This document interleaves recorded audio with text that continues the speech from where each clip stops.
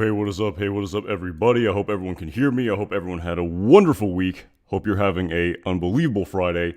Great start to your weekend. It is me, Anton Jackson, back once again to talk about this unbelievable series, Season 2 of Breaking Bad, Episode 212, Phoenix. How's it going, everyone? Matt Duncan, how's it going? Luke Cockburn, what is up? At Stone Yoda, good to see you as well. Right off the top here, I've appeared to develop this dry cough of some kind. I don't feel sick, but I hope that doesn't interrupt this retrospective too bad here. But anyway, hopefully that won't affect this unbelievable discussion of this unbelievably dark episode in so many respects. Hope you're doing as well at Smokeless Choice. When I was rewatching this episode, it was, my goodness gracious, does this episode just take such a dark turn down the Breaking Bad, how would you say, just from all of the more lighthearted, comical aspects of Breaking Bad, it is definitely a enormous change of pace when we just see the ultimate culmination of this storyline that has been brewing ever since Jesse rented that apartment from Jane Margolis in, I believe, episode 4, entitled, was it 5, entitled Breakage? That was right. I believe it was episode 5, entitled Breakage, if I'm not 100% mistaken. But ever since he met Jane Margolis for the very first time, when he rented that apartment, duplex, townhouse, whatever you want to call it, this story, unbeknownst to the audience at the time, of course, had been building and cultivating and eventually leading to where it leads at the very end of this episode in this, yes, at Hine, disturbing and amazing episode. That is a great way to surmise this episode right here. And yeah, I had to say, I went to some pretty dark places. I mean, I've seen what happens in this episode again and again and again. And despite me seeing it multiple times before, despite me ruminating on and thinking about the actions and thought processes of Walter White, despite me doing all of that in the past, when I rewatched this episode again for the 10th, 20th time, however long it's been, it still took me to some pretty dark places. I couldn't believe just how intense and dark that final scene was. And this is just anecdotal evidence here, but I definitely have met people personally who have told me that this was the episode right here where they stopped watching Breaking Bad. They said, I can't do this anymore. This is too depressing. This is bumming my apex. I'm editorializing a little bit, but essentially that's what they said. They said, no more. I can't do this. This is way too dark of a television show. I didn't sign up for this. I know this is a cultural phenomenon and everyone is telling me that I have to watch this show and it's a household name and everyone is watching this show, but I'm done. I know some people who have made that assessment after seeing this episode specifically. And and when I rewatched it again prior to this review, I was like, wow, it's really true. It's just, despite all of the incredibly dark storylines we saw over the course of Better Call Saul, it just further reminds us just how intense the writing is and how it really makes you think. And as Vince Gilligan said about this episode right here, he wants the fans of this show to discuss and to have a back and forth and to ruminate on the actions of the characters and to say what the characters may have done might have been justified versus what they think might have gone over the line, have been too far. And it's definitely a lot of gray area, as he says in this episode right here, and not a lot of black and white in this episode. There's a lot of debatable nuance. One of my favorite things in this world. I love debatable nuance. I love going back and forth, despite how frustrating it can be, where at the end of the day, you're searching for that meaning and that answer, and sadly, in many respects, that answer never comes. But despite that unfortunate element of the universe, which also Walter White somewhat alludes to here in that scene with the Mars rover, which of course comes full circle in the episode entitled Fly, where Walt is just thinking of just the astronomical odds that would cause him to meet up with Donald Margolis in this bar at the exact same moments, right at that moment of time, at the apex and climax of both of their stories consecutively. Just the astronomical odds of that happening, the randomness of the universe. Again, I don't want to get too far ahead of myself here. We haven't even gotten into the cold opening scene yet, but so much to talk about, so many intense storylines, as I said, and really looking forward to talking about it right here. at Kate Valentine. Thank you again so much for the super chat. Really appreciate all the support. That is very generous. Gotta take my happy pill for this one. Sunglasses emoji. I don't know what kind of happy pill you're referring to, but maybe I don't want to ask too many questions there at Kate Valentine. To each their own. Especially with the undercurrents of drug use in this episode. Maybe I'm my mind is in the gutter there in respect to the happy pill, but I really appreciate the super chat at Kate Valentine. Thank you again for all of the support you have given to this channel. I cannot wait to get into this unbelievable episode that I was just discussing here at the very top of the stream. And yes, Etsy, the ending of this is incredibly dark. And yeah, I guess without further delay, let's jump right into this one. Like I've talked about in the past, I really want to prevent myself from just regurgitating the story that we've all seen again and again. I don't want to just repeat the plot points. I really want to try to speak much more thematically here. Of course, I'm going to have to interject some plot in order to set up some of the scenes here. But without further delay, let's get right into this one. And thank you again at Kate Valentine. Really appreciate all of the support. But of course, jumping right here into the cold opening scene, we see here a motor lodge. And again, when I saw the initial teaser for season 4 of Better Call Saul, where we saw this somewhat resembling motor lodge motel here in the unbelievable shootout scene that took place in the episode entitled Talk. When I first saw that all the way back, I don't even remember what year that was, maybe 2018 if my memory serves me correctly, I did think this was the exact same motel that Walter White went to in season 2 of Breaking Bad, but with some further research, we now know these are two separate locations. They do look very similar. This is the De Anza Motor Lodge here that we saw in season 2 of Breaking Bad, and this is apparently the Westward Ho Motel. So very similar architectural styles for sure here in respect to the styles of the door, even the various colors that we see, the architecture of these two buildings. Maybe they were designed by the same architecture firm or something to that effect, but they are not the same locations, which I initially thought when they first displayed the teaser for season 4 of Better Call Saul, but that's neither here nor there. And anyway, getting right into this cold opening scene, long story long, we see the continuation of the drug deal that we saw at the very end of the previous episode, and essentially, without wanting to repeat all the detail here, this drug deal that Walter White undertakes at the end of the previous episode entitled Mandela, where we see the what's the word I'm looking for here? Prologue to, if I'm not mistaken. This event here prevents him from witnessing the birth of his second child, Holly. And it was actually kind of interesting when going back and listening to the episode of the Insider Podcast for this episode, some of the creators were just talking about just how messed up, if you will, and how much it makes Walt look like, in so many respects, a terrible father to miss the birth of one's child. This is an extremely monumental, ceremonious occasion in a family's life. And I mean, I even sometimes hear of professional athletes who will miss games to witness the birth of their child and will skip a game that they're contractually obligated to play. But of course, everyone within the organization understands.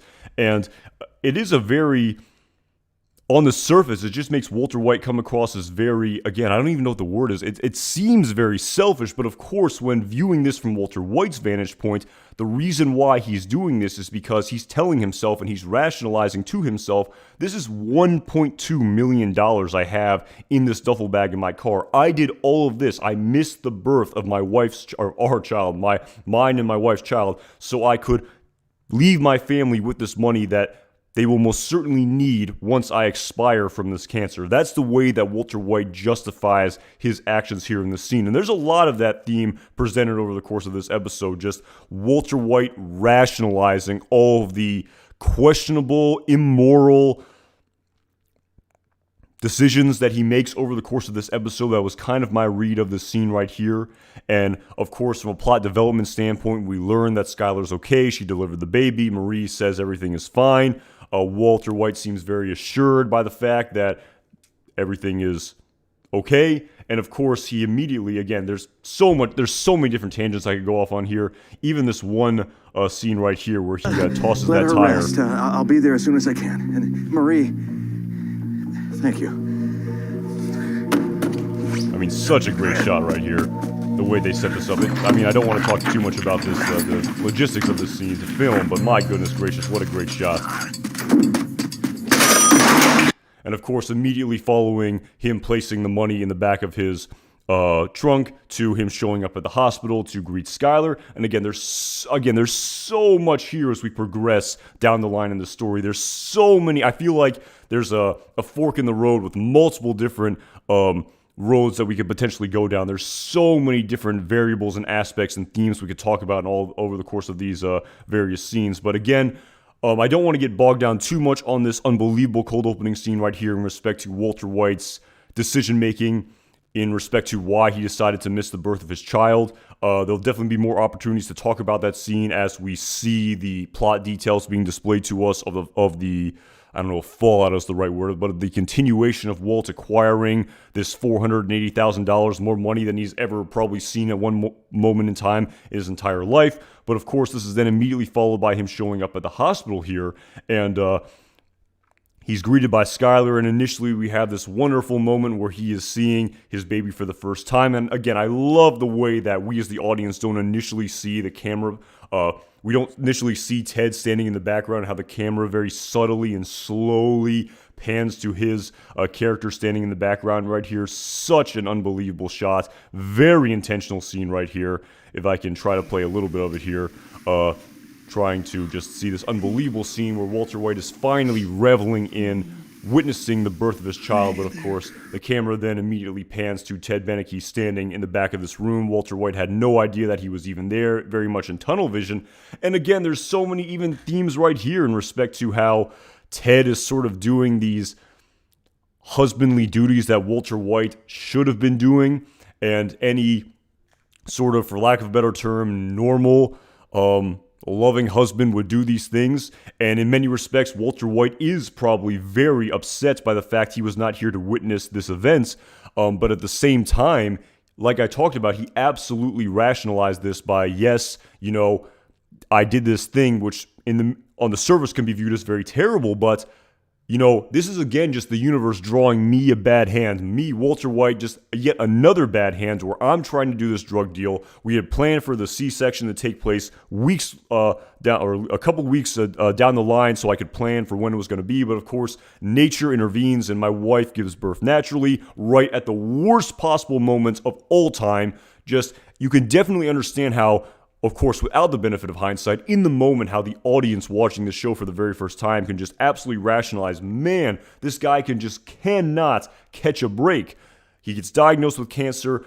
We learn the backstory of him just seemingly just being kicked around and pushed around. And when he's trying to do this thing for his family right here, the universe just deals him another bum hand where right in the middle of it all, his wife goes into labor, and there's no way in the universe where he can be at the hospital for the birth and do the drug deal at the same time. As Victor said to him in the previous episode, 1 hour. If you miss it, don't ever show your face in here ever again. At Stone Yoda, that's a great point. I will get to that absolutely in respect to Walter White's rationalization in all of his actions here. But yes, very intentional scene by showing Ted here, as I said, very ironically usurping Walt as the sort of husband here in this role again. Also, with the benefit of hindsight, foreshadowing how Ted is going to be in a relationship with Skylar, and how the relationship between Walt and Skylar is not only beginning to wane, but rapidly disintegrating before our eyes. Truly, we don't even really notice maybe just how severe the cracks are in the foundation of this relationship.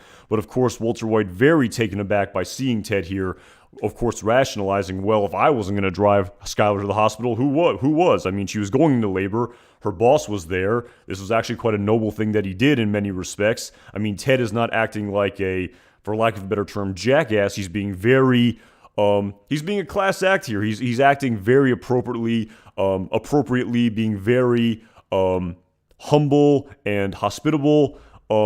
And of course, when he realizes that Walter White shows up, he knows that it's his cue to leave. So he's doing everything by the book here. And there's really no way to fault Ted in any of his actions here whatsoever. He did a very noble, gallant, charismatic thing, if you will, by driving Skylar to the hospital, and then he knows when it was his time to exit and he leaves.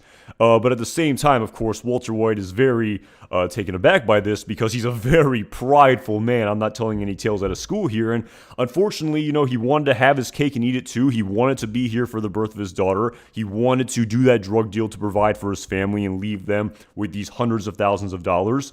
But, he couldn't do both. And can you justify it? Again, as I was talking about the gray area here of this scene, can you say, well, Walter White was being very selfish and was prioritizing his own pride and ego, providing for his own family, and wanting to be the one who gives them this hundreds of thousands of dollars and saying, I'm going to do this, and damn, come what may, damn the consequences, even if it means I'm going to miss the birth of my daughter. But at the same time, you could say, like I talked about earlier, he was doing a very noble and virtuous thing, and the universe just dealt him a bad hand once again.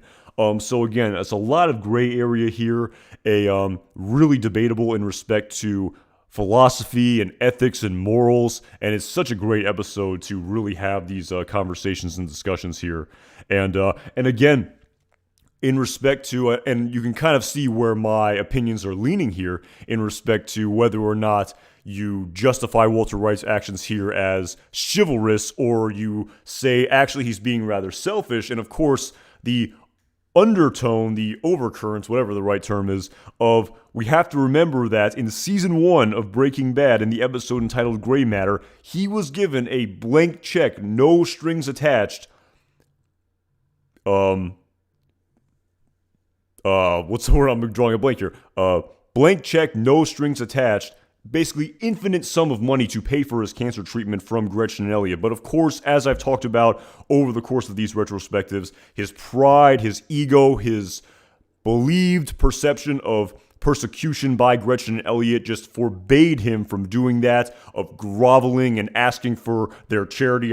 This is the way Walter White is rationalizing it in his head at this very moment in time. And just the concept of him begging for their charity was just incomprehensible. A Walter White would never do that in a million years following his being awake, as he said to Jesse Pinkman in the pilot episode of Breaking Bad. So again, while in the moments, without having seen the entire story of Breaking Bad, I definitely saw it as, man, this guy just can't catch a break.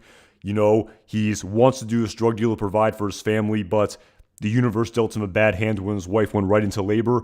Of course, now with the benefit of hindsight, you really kind of view it as Walter White just prioritizing his own needs and his own crusades, if you will, to deal with his own demons and ego and ego and pride here over the course of Breaking Bad. And we have to remember that blank check that he turned down because of his own pride. So again, it's kind of crazy how my own perception of this season of the show, of this universe, really ebbed and flowed and completely changed as you rewatch it again and again and again. And it is kind of interesting how I do wonder, I know there's people out there who aren't as big of fans of Breaking Bad who have probably only seen it one time, and you just kind of wonder if they'd watch it again and again. I know most people don't watch the same show again and again, but you do wonder if they really sort of watched it very intently and not maybe as just sort of background noise, as some people do, if their perception of Walter White would change as well. And it was a pretty unbelievable scene here for sure. And again, further getting into it here, of course, Skylar seems to, give him the benefit of the doubt here, give him a break, of saying everything was fine, but I just wish you would be here. Again, not calling him out as she absolutely could and is in her right to do so. Where were you? You missed the birth of our daughter. Skylar obviously knowing that something is up here. She had known for this entire season when we've seen the back and forth in respect to the fugue states and Walter White's flightiness and his just complete lack of openness to Skylar. But of course, I've talked about that again and again. I don't know if I want to repeat myself too much here in respect to Skylar understanding that Walt has been dealt this shit hand of having cancer, but at the same time, this not being an excuse for him to be an unopen asshole, for lack of a better term. And we see Skylar giving Walt a break here, and despite her clearly knowing that something is amiss and clearly knowing that something is up, she does not confront Walter White right here, right now, in the moment. It's not about that. It's more about just reveling in the birth of their daughter here. And of course, at the same time, we will absolutely see this finally come to a head in the season finale of season 2 of Breaking Bad in the episode entitled ABQ, when Walter White finally tells the truth for the first time when he's under the anesthetic, the sedation that he needs prior to his lobotomy for his lung cancer surgery in the very next episode, when Skyler finally figures out everything that Walter White has been hiding here. And of course, following this, under the auspices that Walt will go home to get Skyler's overnight bag because she went into labor unceremoniously when she thought she was going to have the C-section. Walt, of course, agrees to get the stuff and get his stuff as well to stay overnight. We then see just this unbelievable money shot here, maybe pun intended, where we get to see Walter White just finally, again, have a moment to decompress and breathe here. He was absolutely just in tunnel vision, probably didn't have a moment to even contemplate or just ruminate on what the heck he just did in his life. Just the monumental task that he undertook to do this $1.2 million drug deal with this Albuquerque kingpin and Gustavo Fring. We see him have this brief moment of introspection in his car right here, and then of course this unbelievable scene where he unloads the money into the behind the wall insulation in the garage here. It's an unbelievable scene.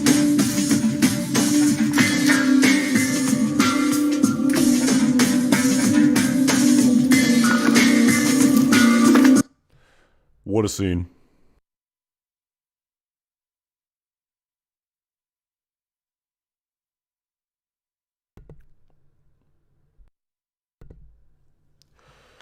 Yeah, it was this was quite the scene for sure at Pulsera. This was all on Jesse and his junkie girlfriend. Like Walt said, Jesse was on call for the biggest drug deal of their lives, and he blew it, so Walt had to handle it.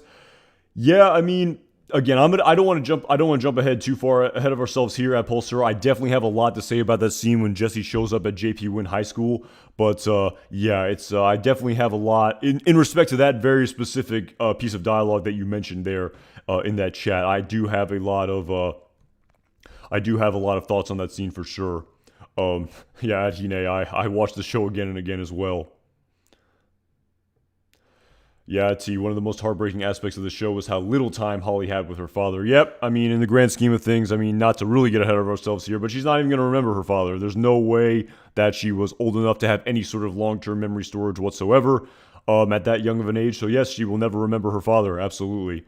And not only that, but when she does learn about her father, there are going to be some pretty horrible, heinous things that she learns that her own father did in his life. But yes, following this, we then see the continuation here of the end of the previous episode entitled Mandela, where we see Walt and Jesse waking... Not Walt. Walt and Jane waking up, excuse me, the next morning following them using H and passing out as one tends to do when using H. At T, Walt should have put all that cash into Bitcoin. Back in the year 2008, 1.2 million in Bitcoin. Yeah, I mean, that's, the sort of hindsight capital management of investing, if you will. But yeah, that wouldn't be too bad of an investment for sure. But again, without trying to repeat every single plot detail that happens here in this scene, in this unbelievable scene, we learn that Jane is we know that she's a recovering H addict because it was revealed to us a couple episodes prior when she flipped Jesse her 18-month chip. And of course, we heard her say in the previous episode, Mandela, and as well, that she offered Jesse to go to a meeting, but we learn in this episode here that she goes to Narcotics Anonymous meetings with her father, Donald Margolis. That information is revealed to us here. She, of course, oversleeps. She probably hasn't done this in a very long time because she is recently off the wagon and using H again. But of course, we hear her being somewhat flustered here, and despite her oversleeping, she's able to sell it to her father that this was just a one-time accident and doesn't give off right here in the moment right now that she has reverted and slipped up and started using drugs again. Of course, foreshadowing when her father, Donald Margolis, will eventually catch these two in the act, if you will, later down the line in this episode. Of course, following this, Jane says that she has to leave. But of course, prior to this, she tells Jesse that somebody broke in. It was, of course, unbeknownst to these two characters at the time, this was Walter White who broke in. And of course, following Jesse first initially blowing off the fact that she said this, he then realizes the gravity of what this means, goes right to the hiding place of the blue stuff, and understands that he done effed up for sure. Of course, not knowing that Walt was the one who took the stash here. No, no.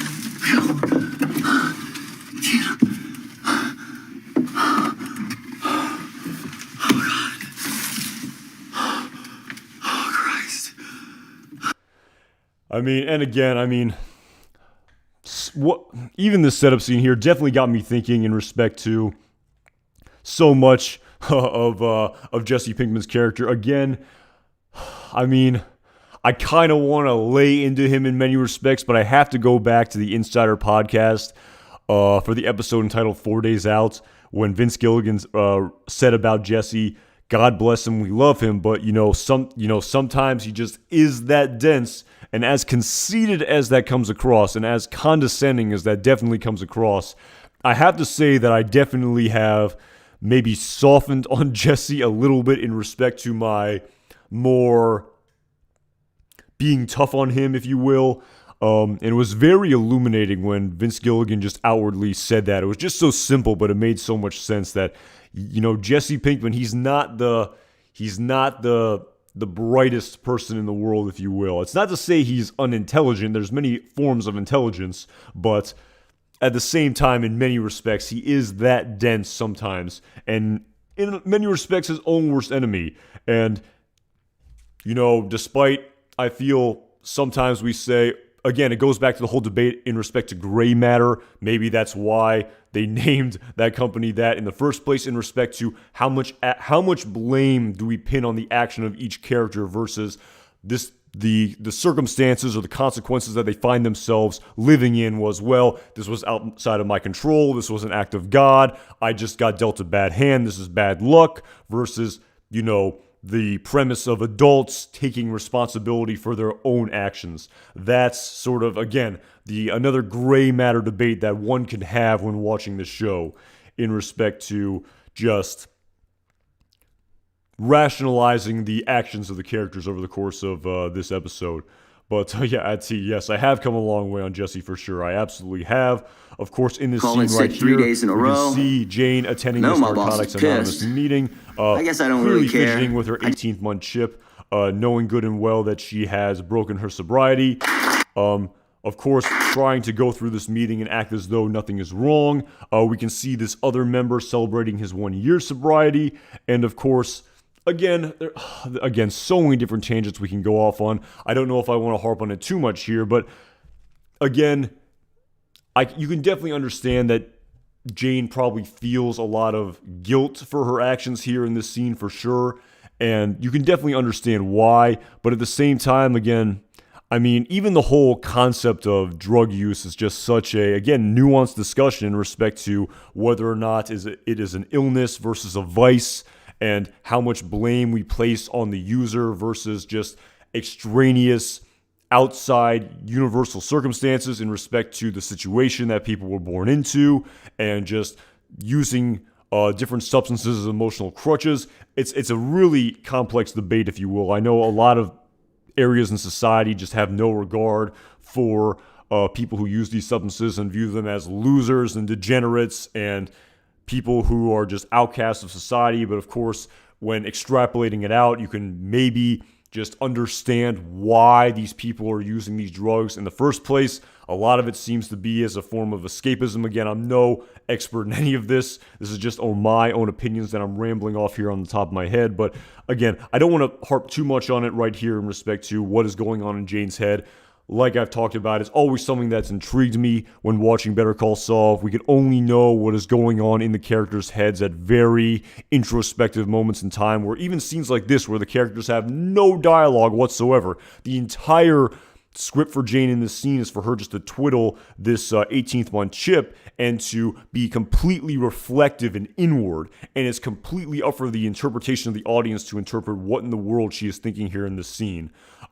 Likely just an amalgam of emotions going through her head in respect to some guilt she's probably feeling, letting down herself as well as her father, maybe even, again, maybe not even wanting to be here, maybe wanting to continue just to use with her boyfriend and being very happy and content with what she's doing in her life. Again, we don't know. It's completely up to the interpretation of the audience because we don't know Jane's actual thought process over the course of this episode. But yes, like I said, this is a very, very dark episode here. And following this initial meeting, just this scene right here, just further humanizing these two characters in this episode, further adding such depth and complexity to their backstory, thus making the tragic endings of both of these characters even more dark and intense. Just hearing just the back and forth small talk clearly in the intention here by displaying this scene in this episode right here, where we learn a little bit about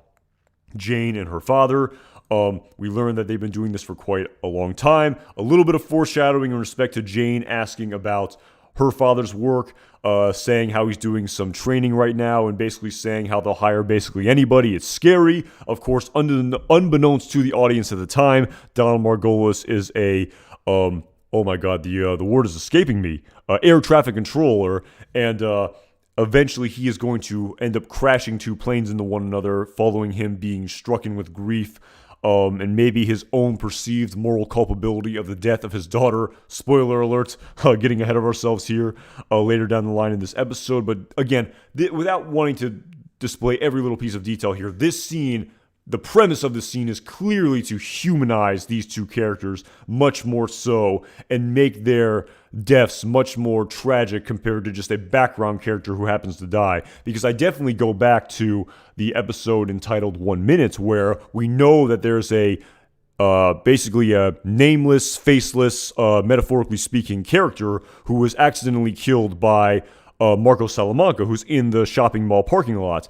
And that person too, in this universe, had a family and a backstory and a personality and hopes and dreams and aspirations and etc. But the fact that we didn't know anything about his character, again, I don't even know if most people think about the death of that character in Breaking Bad, how that absolutely constitutes as a death in Breaking Bad, but it truly was just a random, nameless, faceless character, background, secondary supporting character who passed away in the crossfire of the Albuquerque criminal underworld, and definitely is nowhere near as dark and traumatic to the audience as when you humanize two characters like this.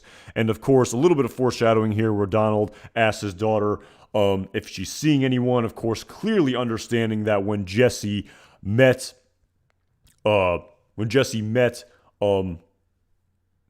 Donald in 2 episodes prior, when he clearly could read the room and understand that Jesse expected Jane to introduce him to Donald. Jane, of course, further repressing this belief and idea. Again, while she clearly is in love with this man, Jesse Pinkman, and is clearly very attracted to him, as we can tell by the details in this conversation, she knows that it's very likely her father would not approve of this relationship, as he himself says to her, you need to stop hanging around people who frequent the tattoo parlor, as those are the type of people that can cause you to regress and backslide. When Jane is using her puffy eyes and her fatigue-stricken look on her face and using her work at the tattoo parlor as an alibi, her father says to her that hanging around those type of people can cause one to backslide. And I can definitely imagine, while I don't know this concretely, that is a tenet of Narcotics Anonymous. And Jane clearly probably knows this, and that's why she doesn't want to tell her father about her relationship with Jesse Pinkman. And despite maybe you thinking that her father is judging her too much here in respect to what she does with her own life, at the same time, the grand irony in all of that is that that tenet of Narcotics Anonymous seems to be spot on, using this one example as evidence, by Jane associating with this drug dealer and drug user. Definitely was a, if not direct causation, correlation to her breaking her sobriety of H and other drugs using speedballs and causing her eventual precipitous downward spiral here. And of course, following this, we then cut back to, again, very intentional here, we saw Donald Margolis meeting with his daughter Jane, immediately juxtaposed with Walter White meeting with his daughter Holly, likely in their house for one of, if not the very first time here, over the course of this episode. And a very intentional, artistic, literary juxtaposition that was clearly interjected into the story here by the creators of Better Call Saul, of Breaking Bad, excuse me.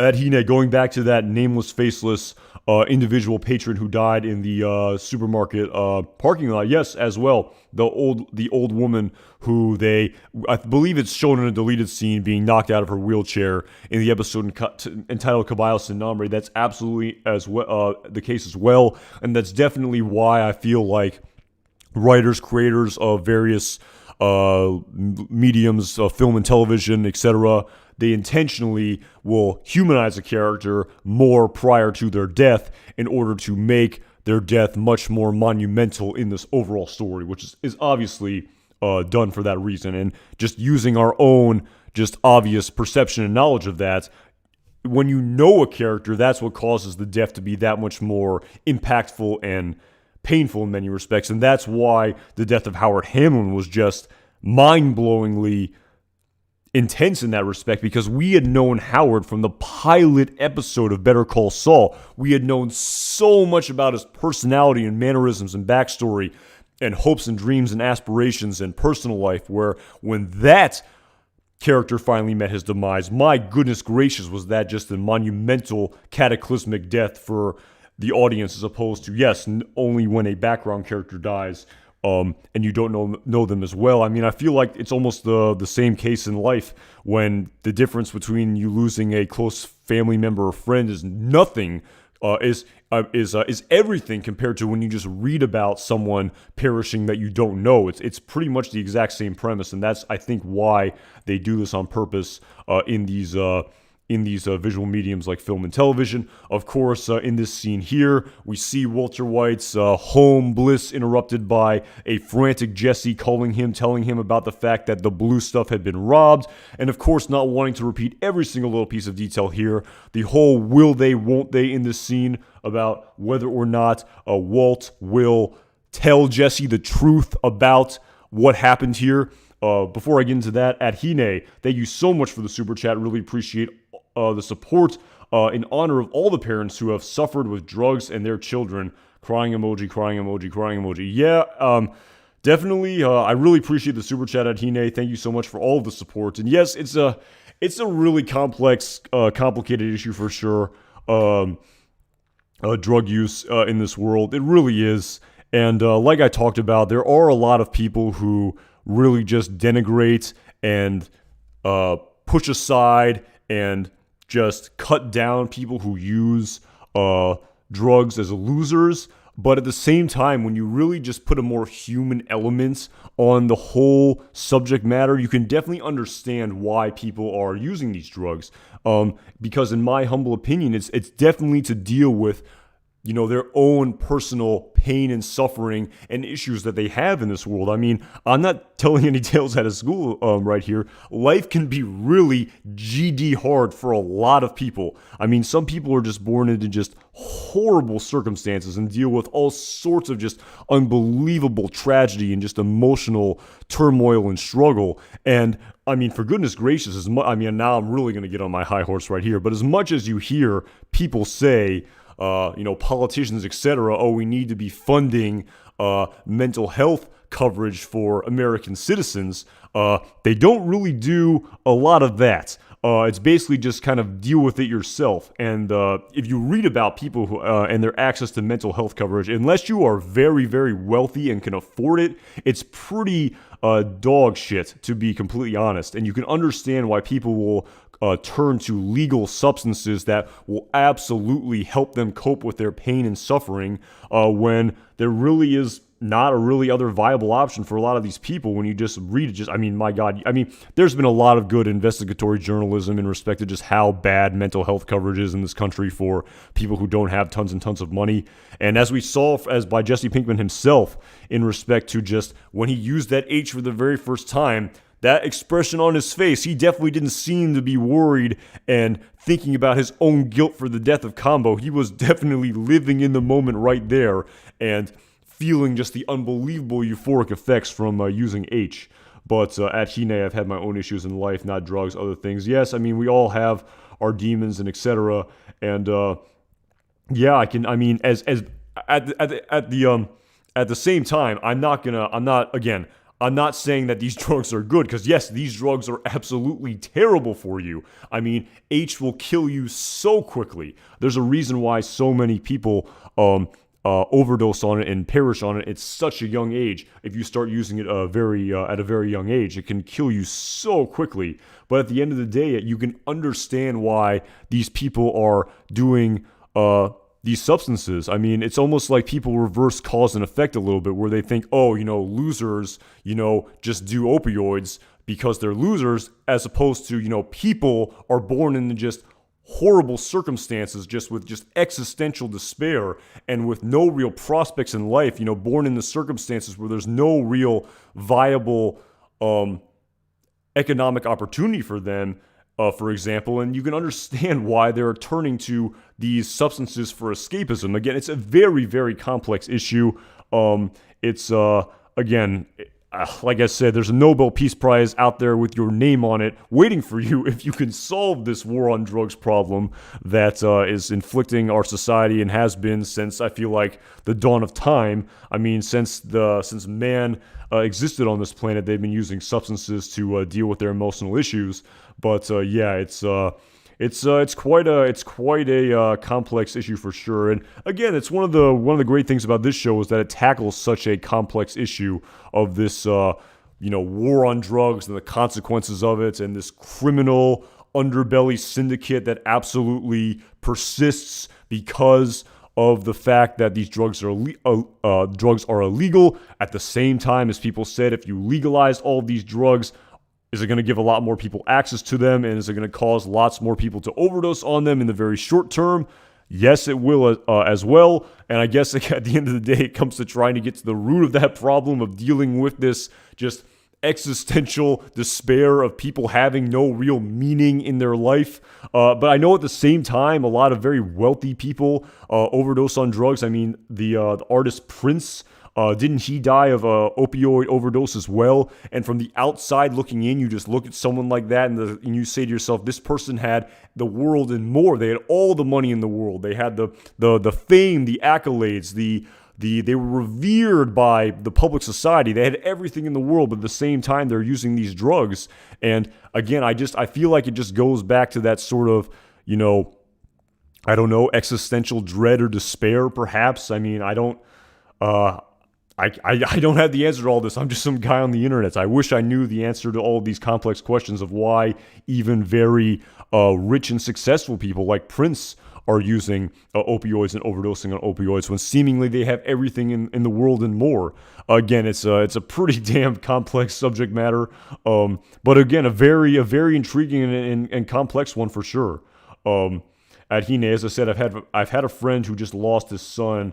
He was a beautiful young man who got caught up with drugs for severe emotional reasons. Very sad. That's based on my understanding of it. Again, it's to cope with some emotional feelings that someone is experiencing. And again, I don't know why and what exactly causes people to feel the emotions that they're feeling, but they are incredibly intense. And I guess sometimes they feel like, again, maybe they don't realize how bad these drugs are initially. Maybe, again, as Jesse did, maybe initially it's just experimentation where they hear this can make you feel better. But of course, as if you read about just how addictive heroin is, it really is just, it consumes you. It controls you. You don't control it. Your whole life revolves around it, from what I've read in respect to people using this substance. But yeah, it's it's a long, complex subject matter, and I really wish I had the answer to it, because I would love to tell society, and then we could fix this just crippling problem that inflicts humanity. But again, it's I know I'm sort of making light out of it, but it's true. There really is no rhyme, or there's really no sort of rhyme or reason to an answer to these just unbelievably complex problems. But yeah, it's definitely some intriguing food for thought at Hine, and I appreciate the conversation and bringing up the subject matter. As Jesse says to Walt in episodes later, it wasn't my fault or your fault or even Jane's fault. Yeah, that's probably what he learns in Narcotics Anonymous for sure at Hine, and yeah, it's an interesting subject matter for sure.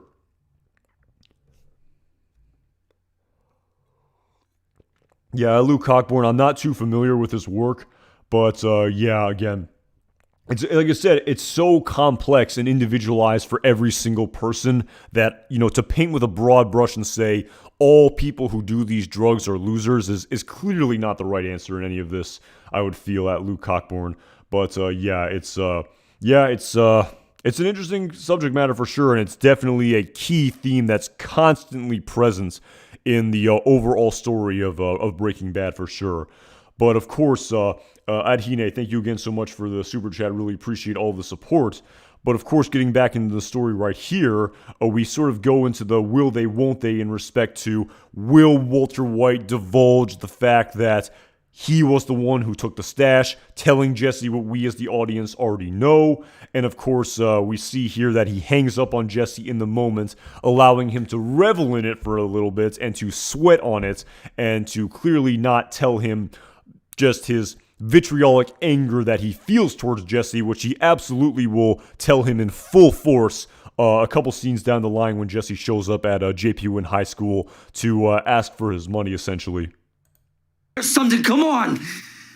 Mr. White! Of course, we can see here Jesse eventually seeing that he has 4 messages on his answering machine, thus being the guise is the wrong word, thus being the explanation for how he is able to figure out that Walt was the one who took the stash when he was completely out of it on heroin at the end of the previous episode entitled Mandela.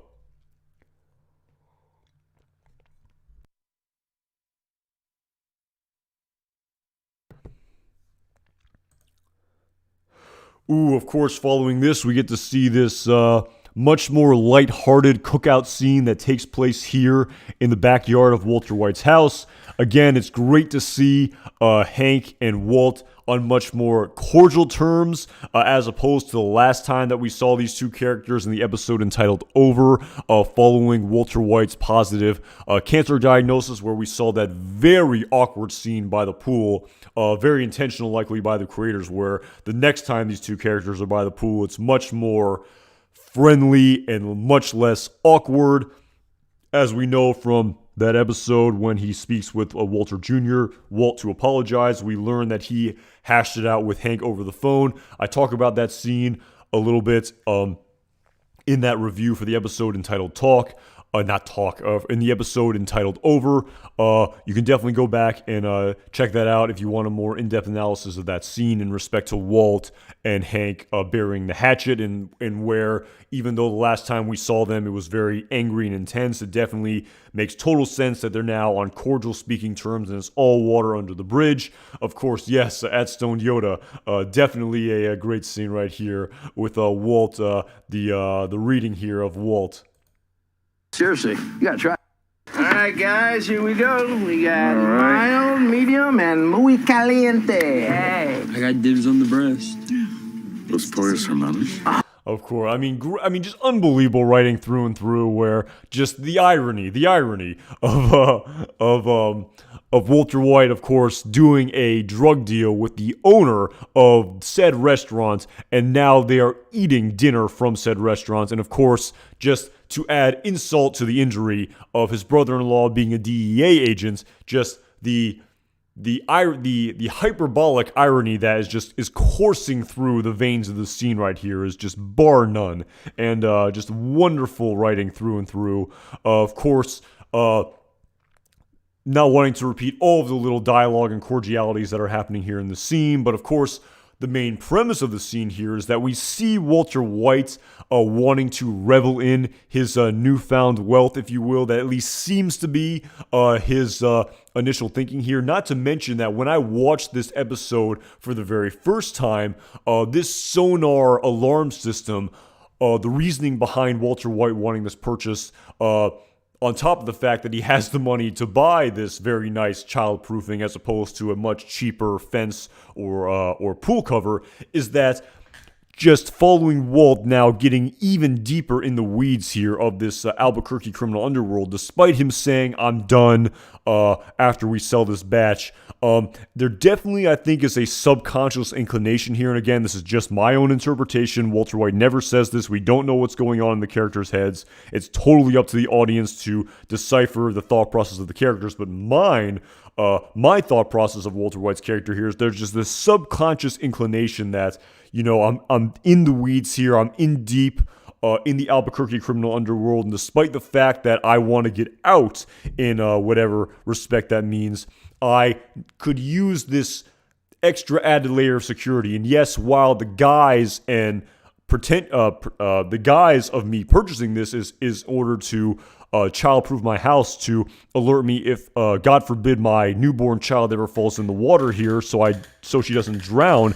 At the same time, the more subtle and maybe more overt reason that Walter White is not alluding to here in this scene is that he likely wants this as just an added layer of security, where if someone was to enter his house from the rear and for whatever reason try to assault him, he would have this sonar detection system that would alert him that someone who's not supposed to be there is in his backyard. And of course, while his family is thinking no one in the world is going to want to harm this Mr. Chips high school chemistry teacher that never has done a bad thing in his life, Walter White, of course, is the furthest thing from that and is living a total double life as the notorious Kingpin Heisenberg. And that's definitely sort of my reading of Walter White wanting to purchase this sonar detections system here in his backyard. But of course, this is unfortunately interrupted, and Walter White is totally brought down to earth here when Skyler says, doesn't that sound really expensive? Definitely the insinuation that, as Walter White will say to Saul Goodman later in this scene, my whole family thinks I'm on the verge of bankruptcy for my chemotherapy treatments, and how Gretchen and Elliot are no longer paying for them, according to my family. Of course, Hank and Marie, who are two gainfully employed individuals who are much more financially well off on paper than Walt and Skyler, offering to pay for the system. Walt, of course, not letting them do so because of his pride and his ego, then is further dented here in respect to him learning that his his wife, who recently gave birth, is thinking about going back to work. Walt, of course, just being totally flabbergasted by this. Of course, him knowing that he has $1.2 million, $500,000 of which he's entitled to, sitting in their garage as they speak right now, thinking there's no way in the world that my wife has to go back to work. And in a best case scenario for my own family, my newborn child will have their mother around for the first couple of years. But of course, Skyler, just being a rationalist here, basically saying, Walt, we need the money here. You're going to get your surgery soon and not going to be able to work. It wouldn't hurt to have extra money coming in. We even learned that Walter Jr. is thinking about getting a job. Thus, this scene just further denting Walter White's pride and ego here, and really foreshadowing this dilemma that Walter White clearly finds himself in, where despite the fact he has almost $500,000 in cash on his person that he is entitled to, as Saul Goodman will say later down the line in this episode, what good is money that doesn't spend? In that he was searching and searching to finally acquire this money and finally give his family this money, but he's now realizing that he has this whole new problem on how in the world do I explain this money to my family. And not only that, prior to me doing this, we do have to keep on and carry on as if we were on the verge of bankruptcy, thus further damaging my own ego, where my wife has to go back to work even though she just gave birth. My son, who has physical disabilities, has to go to work. I am viewing myself, again, me extrapolating what may be going on in Walter White's head here. I am thinking people are going to think I'm some sort of deadbeat loser who can't provide for my family. Of course, I don't think anyone in the world would think that when he's stricken with terminal lung cancer, but Walter White is, again, that's such a common theme that's present here in this episode, just how prideful of a man Walter White is, and this pride is just on full display here in this episode. And again, wearing that sweater, always with the sweater when Walter White is dealt a bad hand, when he's learning the horrible information that I just discussed about Skyler and Walter Jr. maybe going to work. So yeah, it's a pretty intense scene here in respect to just seeing the internalized angst that we see on Walter White's face of his just dented ego here in this unbelievable scene. We ever get Chinese? Oh, kind of. I wish. Mom's even talking about me getting it. Wise, we'll manage. I promise you that. What, you gotta do like a print impression in the garage, turn out 50? Of course, just great. So much comedic undertones here, foreshadowing here in the scene. Walter Jr. talking about him going back to work. And yes, as I said, just the damage to Walter White's ego just being on full display here in this scene. And of course, this is then immediately juxtaposed with Walter White wanting to just revel in the pride and just there really is no better word than pride. Just the absolute pride that he is exhibiting from what he was able to accomplish in his mind for his family, where despite the fact that we know with the benefit of hindsight, it was more about me and about me being a great guy providing for my family, as opposed to me just doing this purely altruistically out of the kindness of my own heart, where, again, that is definitely appears, at least was man, this chair makes a lot of noise, appeared to be the initial premise that I felt like the audience was meant to think about, where initially Walter White was just doing this unbelievably noble and altruistic thing of, yes, I'm struck with terminal cancer, but I want to provide for my family. It's about my family, when, yes, that's a tertiary, secondary aspect of this, but again, it's not just providing for his family, but providing for his family on his terms, where he can be the one who is prideful of what he is doing. Because again, it's just something that rings so true, and it's something that is constantly present with me every single time I'm watching this episode in this show again and again, is that we have to constantly be reminded of that blank check, no strings attached offer that was given to him by Elliot and Gretchen Schwartz that he turned down. And if it was truly about just providing for his family and doing the least amount of harm, that's absolutely what he would have done. Despite him already just taking out Crazy 8, taking out Emilio, he hadn't got involved with Tuco yet. He literally, no one was coming for him. There was no sangre por sangre with the Salamagas. Once he got involved with Tuco, it was the end of the road. It was prior to all of that. He literally could have just washed his hands of all of it and provided for his family, Deus Ex Machina, but he turned it down because, again, it's so prevalent here when watching this show with the benefit of hindsight, that it was more about Walter White providing for his family on his own terms in a manner that would give him pride and satisfaction, as opposed to just altruistically, nobly, anonymously providing for his family. And again, that very powerful piece of dialogue that he'll say to Saul Goodman later in this episode, where, I did this, me.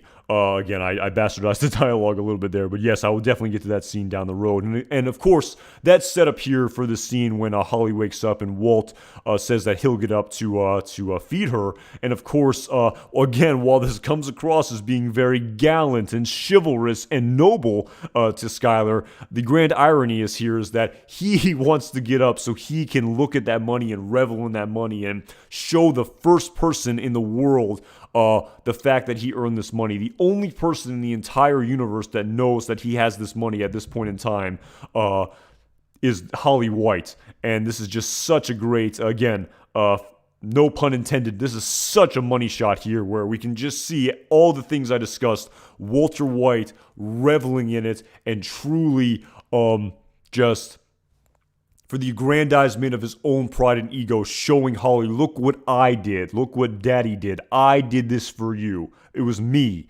again, don't want to repeat myself too much here, but it's not about altruistically giving you money, because I could have done that with Gretchen and Elliot, and even rationalized it in respect to, as Elliot was saying, you're entitled to this money. You were a founding part of this company. We can let bygones be bygones, and you are entitled to a large portion of the whatever percentage of the business that they own, the $2 billion and change. It wasn't about that. It was about him doing it on his own terms. And yeah, what a money shot here when he shows Holly literally the $1.2 million that he's hidden behind this insulation in the garage.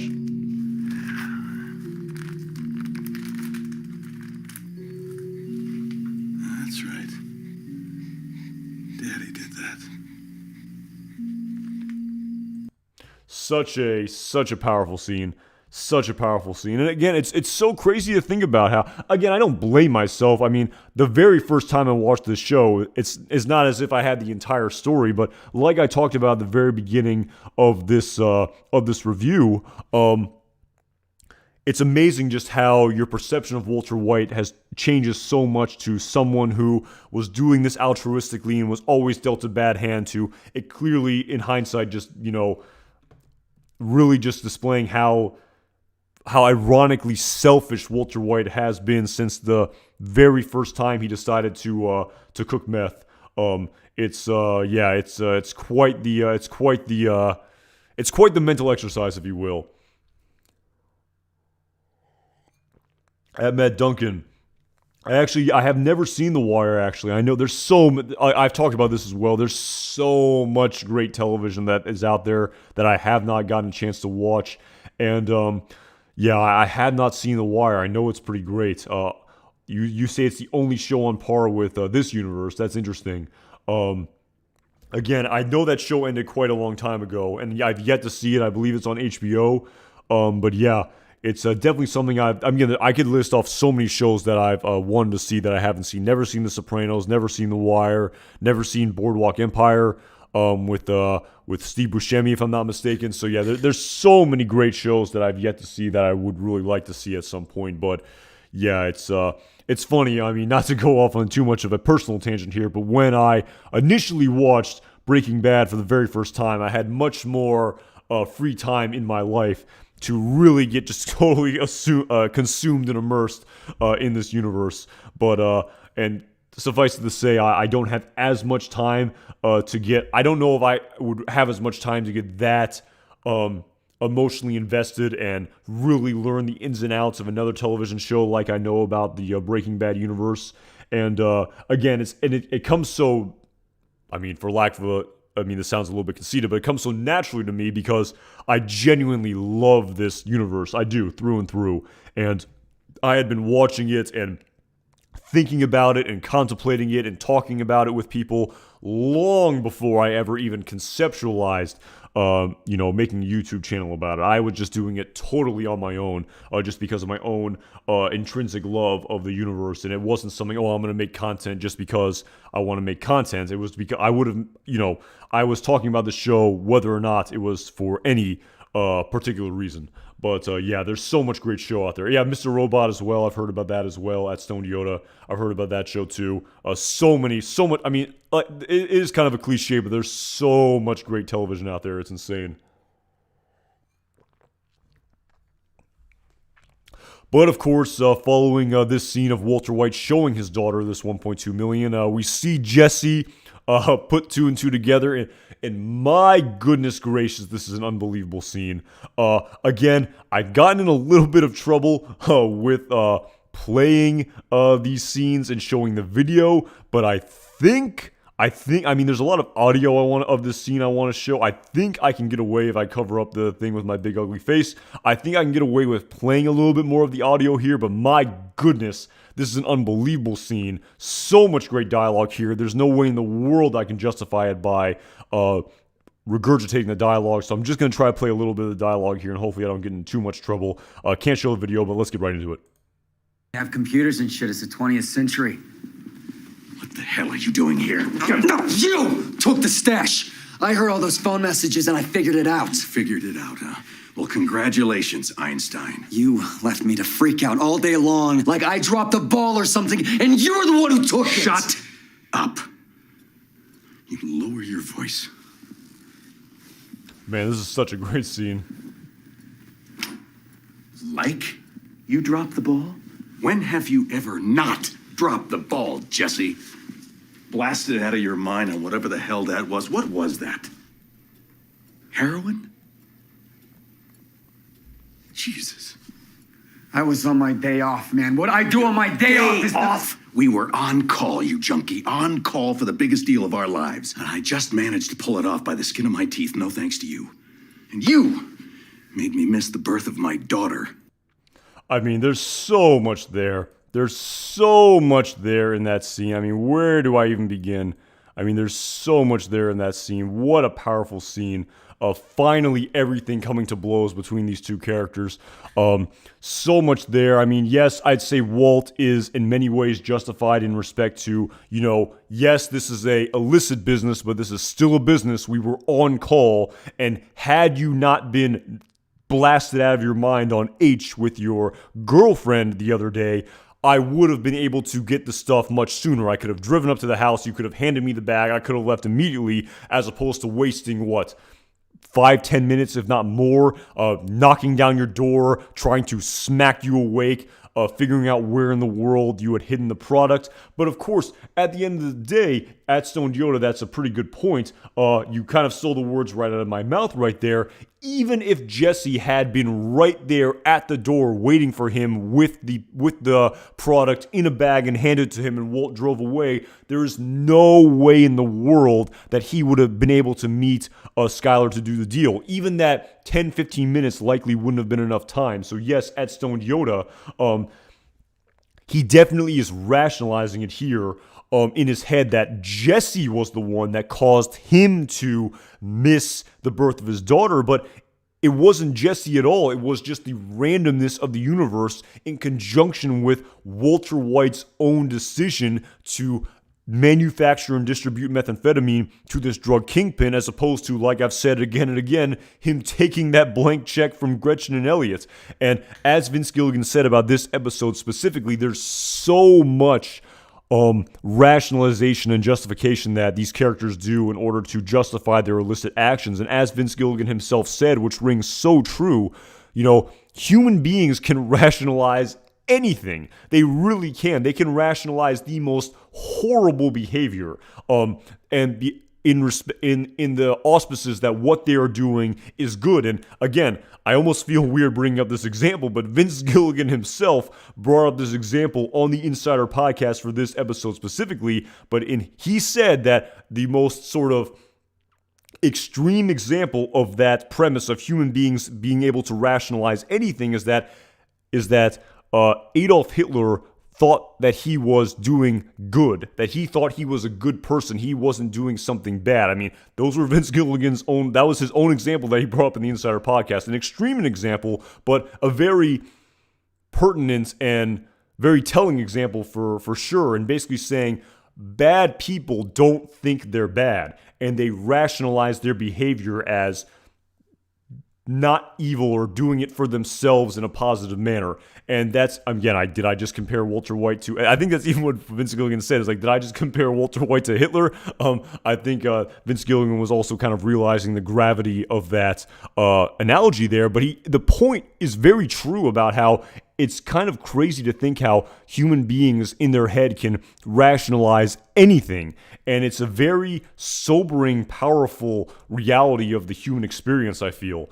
And we can, as Stone Yoda is saying in respect to Walter White's delusion, it's very true, where he's blaming Jesse and you're the one who made me be a bad father, when in reality, I did this to myself, and this was just the randomness of the universe, and I'm trying to just totally absolve myself of any sort of wrongdoing in the eyes of my family, that I was some sort of deadbeat who missed the birth of my daughter.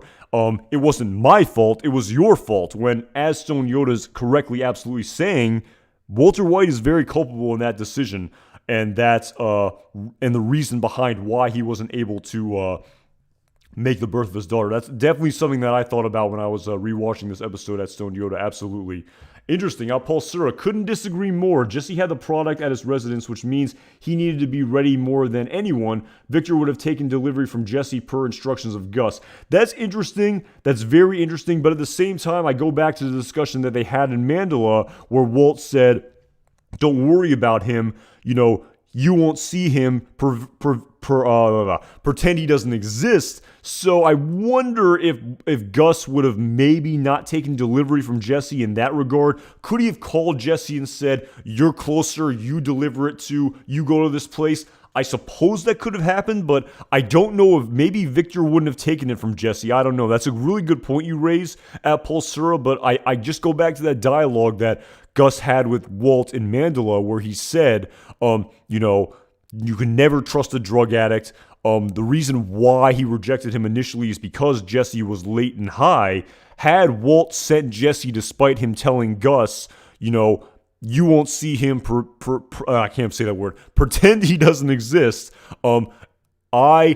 And of course Gus says to him, I have to ask why him? Because I can trust him. He does what I say. So that is an interesting point you raised at Pulsera. That is a really good point in respect to he could have been on call and he could have said, you're closer, you do this. We're a tag team here. I have to go to the birth of my daughter. You can drop this off as well. But the one thing is that I wonder if how Gus would have felt about Jesse being the one, this meth user delivering 39 pounds of methamphetamine to Victor. And if Victor if Gus would have allowed that, or if he said, no, only Walter White. Again, we don't know. It's a really interesting discussion. And counterfactual to have at Pulsera. It's definitely something I actually didn't even consider. I was so caught up in my analysis of this scene. But yeah, I just wonder. I guess it's possible, but I just wonder what instructions Victor would have gotten from Gus, given just Gus's. I mean, that scene just seems it seemed like such a code that Gus lived by, where he says, I don't deal with junkies, and how he even says in the episode entitled Green Lights, when Mike says to him, a part of the whole long, complex plan where he tries to pin Walt and Jesse against one another in order to get Walt to cook for him, really getting far ahead of ourselves here. But his initial reaction to Mike saying that the kid was looking to sell being, I don't deal with junkies. But of course, when he realized that he could use Jesse to manipulate Walt, then he decided to go through with the deal. So I just wonder how Gus would have reacted to Jesse being the mule, if you will, as opposed to a Walter White.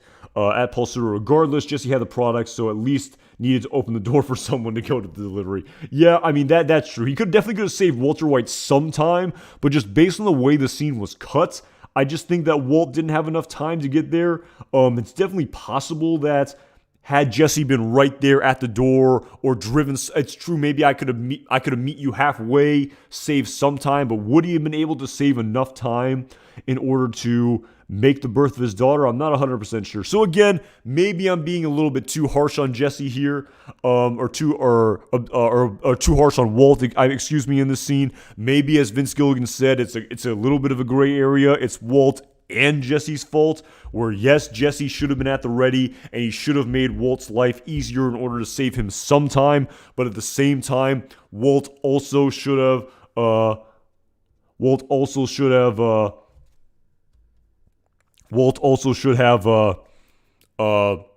realized that he could have given them the blank check as well. So, dude, so I can't disagree. I mean, no, it's all good. I mean, I hope if you respect to me, like I said, I think it would be somewhat in the middle at Pulsera. That's sort of just my analysis of it all. You seem to be pretty. I remember in the very beginning, you seem to be pretty steadfast on laying almost all of the blame at Jesse, but I would definitely lay some of the blame to Jesse for sure. And I would absolutely lay most of the blame at Walt, though. That's just my opinion. It's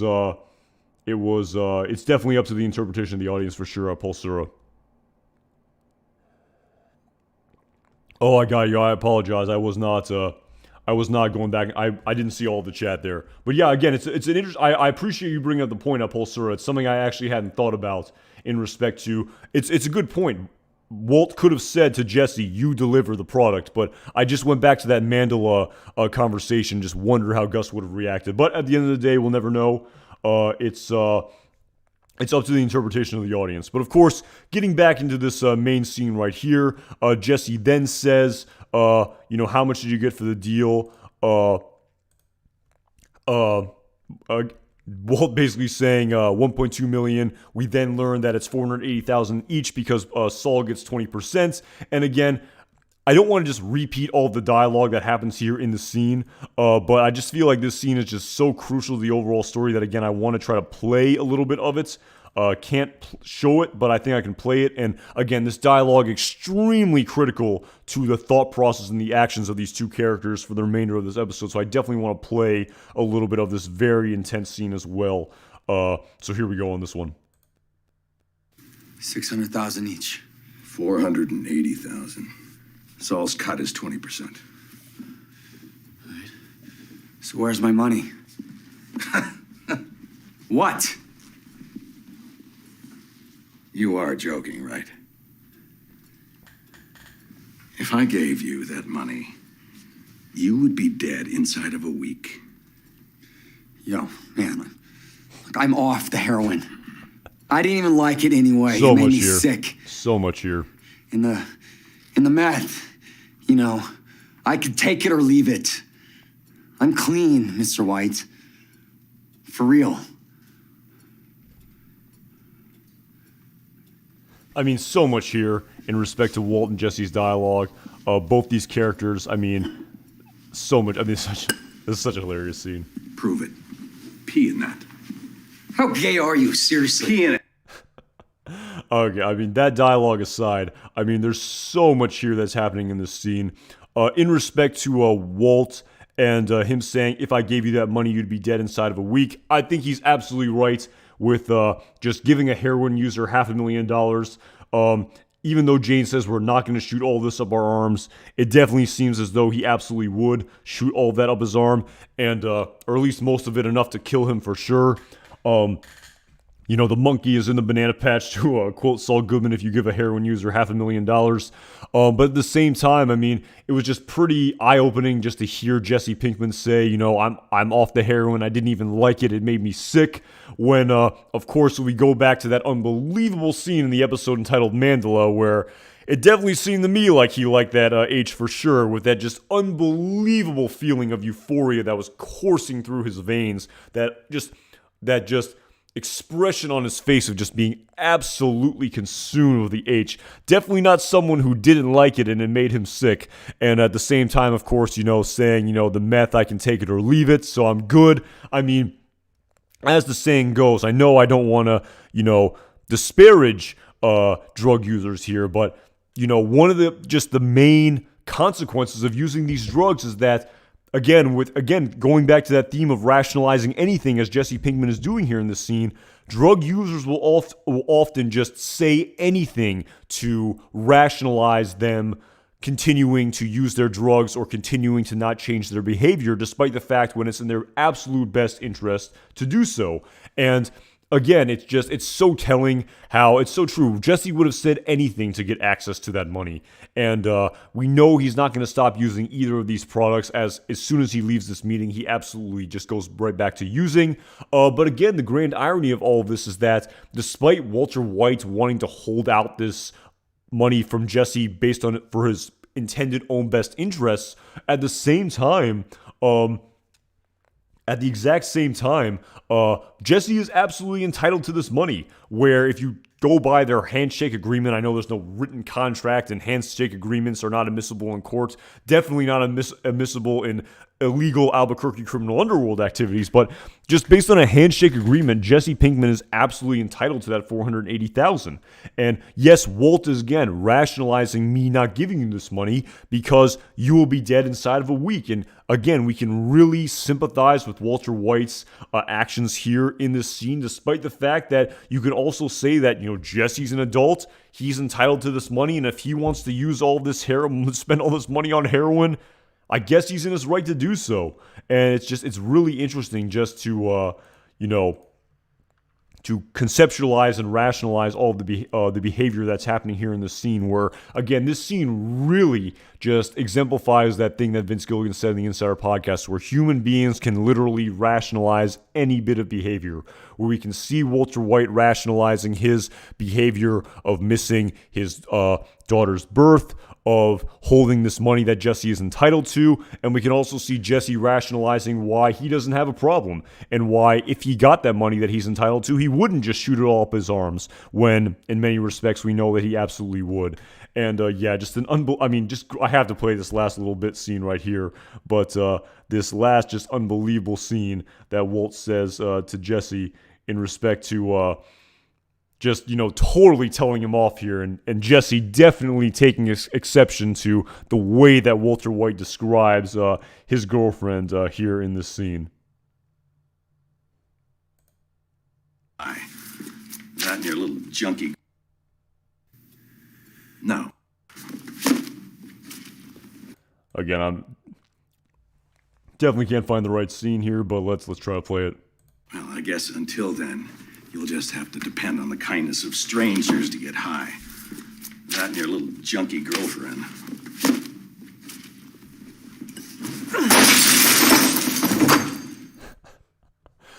I mean, Walt is really, he kind of, in many respects, you can definitely understand Jesse's vitriolic reaction there in that scene. Just talk about, both these two characters being very prideful. I think I can't even begin to compare the pride of Walter White to that of Jesse Pinkman. But it's a pretty powerful scene that happens right here, where again, this is a huge sort of concept and a very crucial component of the story as well, in my humble opinion, in respect to just the way that Walter White views Jane as, just as he says, a little junkie girlfriend. He views her as just a bad influence, a what's the word I'm looking for? A smackhead, if you will. And the grand irony in all of this, which we will see later down the line in this episode, is that Donald Margolis, Jane's father, views Jesse the exact same way that Walt views Jane, as a bad influence for the other one, and as just a junkie smackhead user, and really has no care for the other, but is so emotionally attached to Jesse and Jane respectively, because they are literally family, or as we learn about Walt down the line, while Jesse is not technically family, the metaphor that Donald Margolis uses in that bar, we kind of learn that Walt in many respects views Jesse as family. And it's a very powerful piece of foreshadowing that happens here in this just unbelievable scene, in respect to just the way that Walter White and Donald Margolis view Jesse Pinkman, and how they view the actions of the other sort of son-daughter's character. It's a very, very illuminating scene for sure. At Eddie Manny, definitely that is absolutely the case. And before we get into that at the very end of this episode, I actually have to step away for 1 minute. I apologize. I will be right back. I do have to step away. 1 second. I apologize.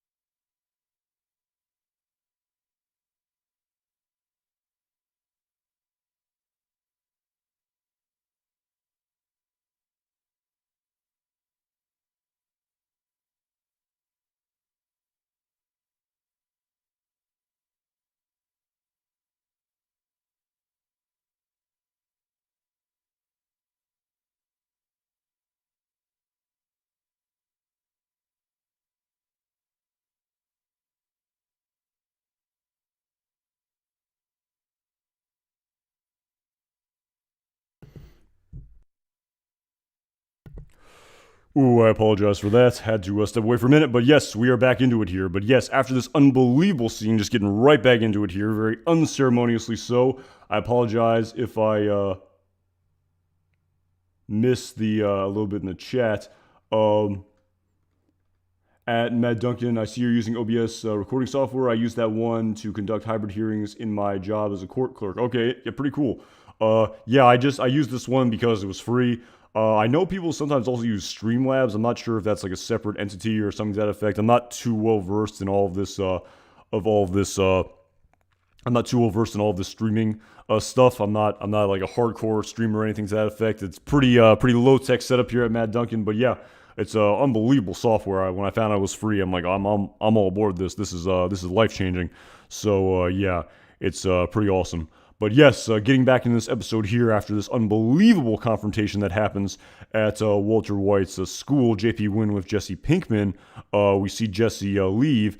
And of course, following this pretty great scene, a little bit, I think, intentional here. This very, almost, I don't even know what the word is, just very ironic piece of foreshadowing, if you will, darkly ironic, where we see them roll Holly onto her side in case she spits up, where you don't want to be lying on your back and asphyxiate, as, spoiler alert, Jane will do at the very end of this episode. So definitely a very piece of a dark foreshadowing here, where we see that sort of scene being the main highlight of this initial scene prior to Walter White learning that Walter Jr. has set up SaveWalterWhite.com, where initially Walt just thinks this is just some sort of, I don't even know, just publicity, public relations, not public relations, but just some sort of free publicity sort of page. But of course, following Walt learning that Walter Jr. has also linked a PayPal account to this website, Walter White, of course, says we can't accept money. We can't do that. Walter Jr. is very perplexed by all this, saying that's kind of the whole point, Dad, where, our family is on the verge of bankruptcy here. This really is pre-GoFundMe, if I'm not mistaken. I don't know exactly what year GoFundMe was founded, but this is 2008. I know that websites like that, and even the internet was really in infancy. I mean, YouTube was only, 3 years old around this? I think YouTube came out in 2005, if I'm not mistaken. And I mean, just go back to 2005 YouTube and what the internet was like back then, 2005, 2008. I mean, it's nothing compared to what it is now. And I mean, just these services and these websites where you can raise money is nothing compared to, I mean, for goodness gracious, that's what, I can't even do math right here. 15 years ago, I mean, that's an eternity in terms of Moore's Law with computing power and things of that effect. And of course, we see them set up this very basic I mean, this is such an old school webpage. I believe this is prior to, I believe that software is called, I might be totally blanking on this, but there's that new software that's called like Flash or something to that effect, where it basically completely revolutionized the internet and made web pages go from these, two-dimensional, just, I mean, this website here, if I can find a shot of it, I mean, this is just screams of just some sort of 2D old school web page, where following this now with the new software and the new ways that websites are designed, I mean, the internet is just so incredibly alive, and the website you go to just seems alive, and so just there's so many moving parts as opposed to this very static, two-dimensional just picture that we see on these old school websites. But that's neither here nor there, where it was harder to raise money in 08 compared to 2023. But yes, following Walter White learning that this is essentially cyber begging, we can't accept this money, Skylar then says, you say that like it's some sort of bad thing or something. Again, we can see Walter White's pride fully coming out here, very forcefully so, where we can see how prideful of a man he is and how he's just contemplating and thinking about all of the blood and sweat and tears, literally, that he shed to make this money for his family. But he's in this predicament where, as he will say to Saul Goodman in the very next scene, I can't tell my family about it, I can't spend it. All of whom, which I think I'm on the verge of bankruptcy. Saul, of course, will go on to say, what good is money that doesn't spend? And yes, just another unbelievable scene here in this in this show, and of course I would love to play a little bit of it again. There's so many powerful scenes I want to play. I've gotten in trouble with, I can't show it, copyright being what it is, but there's just so much powerful dialogue here in the scene, and instead of me just regurgitating it very poorly compared to how these unbelievable actors in Bob Odenkirk and Bryan Cranston will deliver it here in these scenes, I will instead play some of just this unbelievable dialogue, which again displays to us what is going on in Walter White's head in the scene, and just overtly, concretely showing us how prideful Walter White is and why he is viewing this cyber begging as charity, and how his own pride and ego is initially preventing him from doing so. This is insane. I have so much cash on hand that I actually counted by weighing it on my bathroom scale, and yet I can't spend it. I can't tell my family about it, all of whom think that I am right on the edge of bankruptcy. I mean, it's insane. Well, I guess that's why gangsters had malls. What? Gun malls. Haven't you ever seen White Heat? Yeah, I've seen. Man, just again, I've talked about this again and again in respect to Saul Goodman's emergence here in the story of season 2 of Breaking Bad and the overall Breaking Bad universe. It's comic relief. That's absolutely what it was at the time. Just to go off on a little bit of a tangent here, Saul Goodman was absolutely, bar none, comic relief to cut through the dark, intense nature of the plot of the show, as we'll see at the very end of this episode. And him talking about basically having these, gun malls, MOLL, I actually didn't know what he was talking about initially. Basically having a sort of trustworthy girlfriend, if you will, who you can, instead of having a wife who you can't tell your secrets, is essentially what Saul is alluding to here in this scene. You can definitely look up that definition a little bit more. I don't know if I explained it the best, but... Seen White Heat, but I don't see how that pertains. Maybe you need a mall more than you need a wife who you can't trust with your secrets. What good is money that doesn't spend? If a tree falls in the forest, you get the point. That is just, talk about the money shot right there. What good is money that doesn't spend? That is just, if that is not the total summation of Walter White's predicament, where, as he said, he has $500,000 in cash, but it's basically like he has nothing. He can't put it in a bank. That would raise way too much suspicion. He'd have to pay taxes on it, and it's clearly illicit income. He can't do anything with it. If you're on the verge of bankruptcy on paper, and then all of a sudden you start making all of these crazy expensive purchases, this is just IRS red flags all over the place.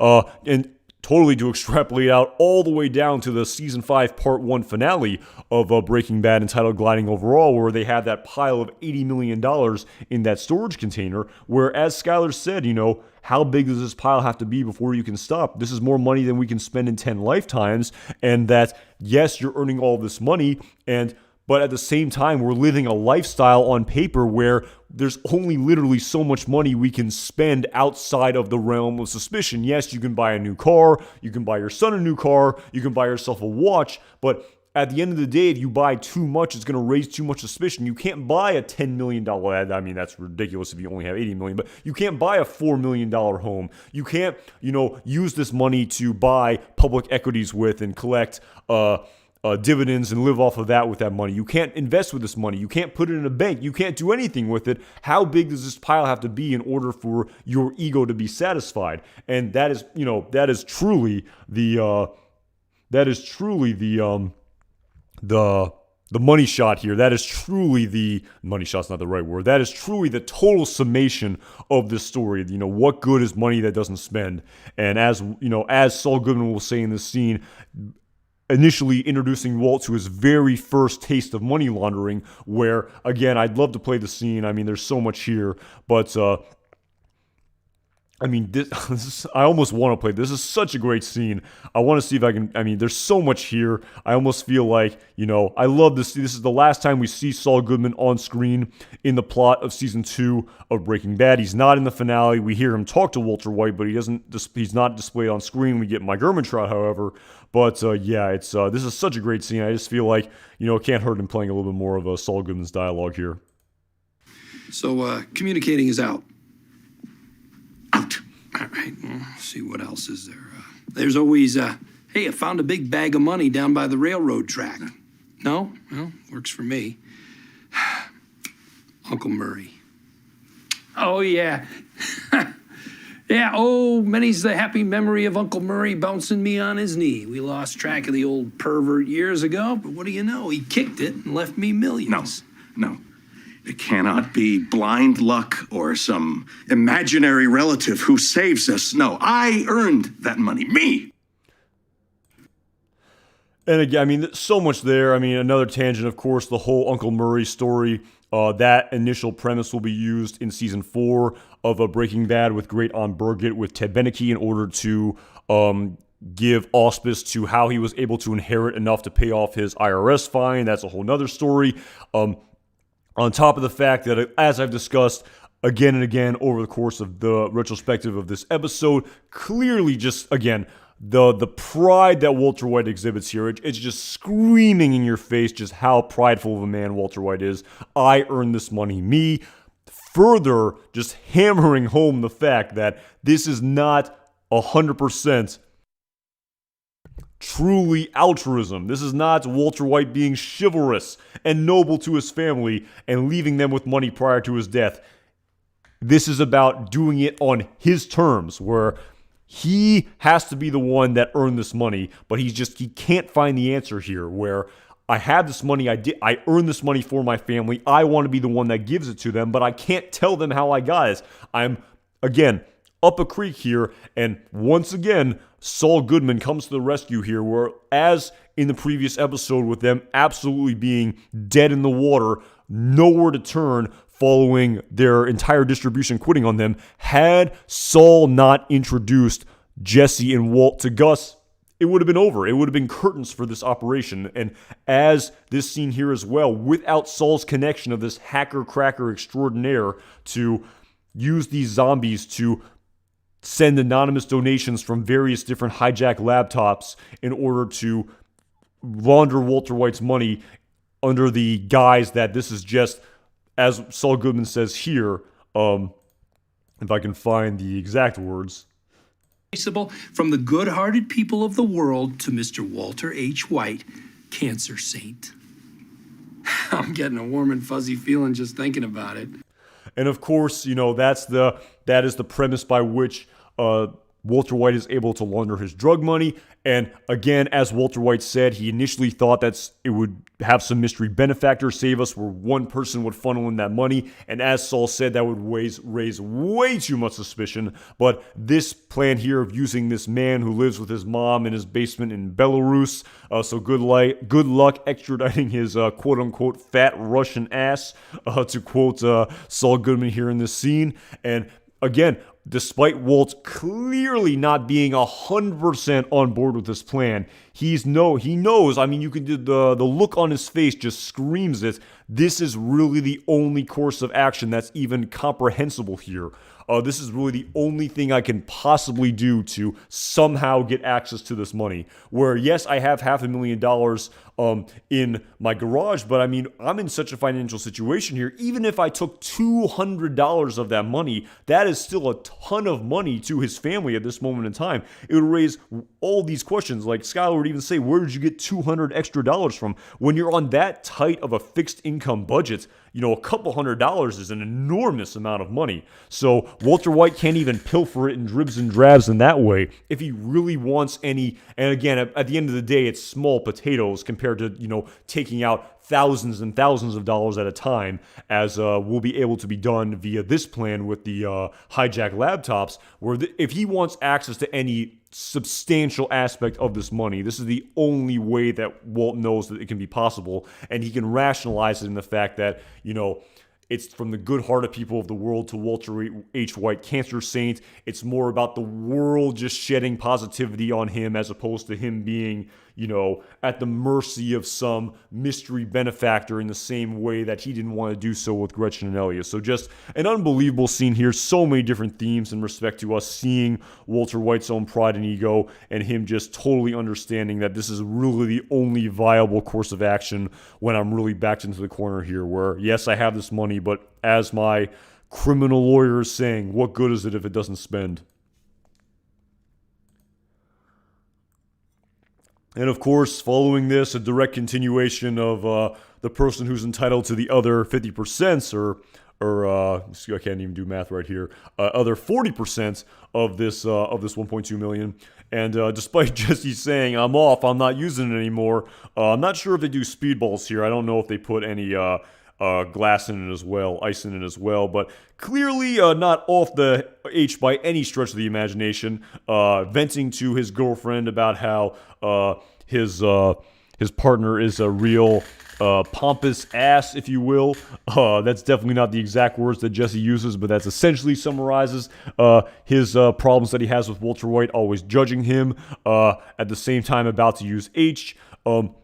Following Jane listening to this story, obviously primarily focused on using and getting high, she does inquire and is very curious, how much does he owe you anyway? And as Jesse is drifting off into euphoria, he says $480, Jane mistaking this for $480, which again is still a lot of money in the grand scheme of things, but when Jesse says $480,000, that's a small fortune compared to $480.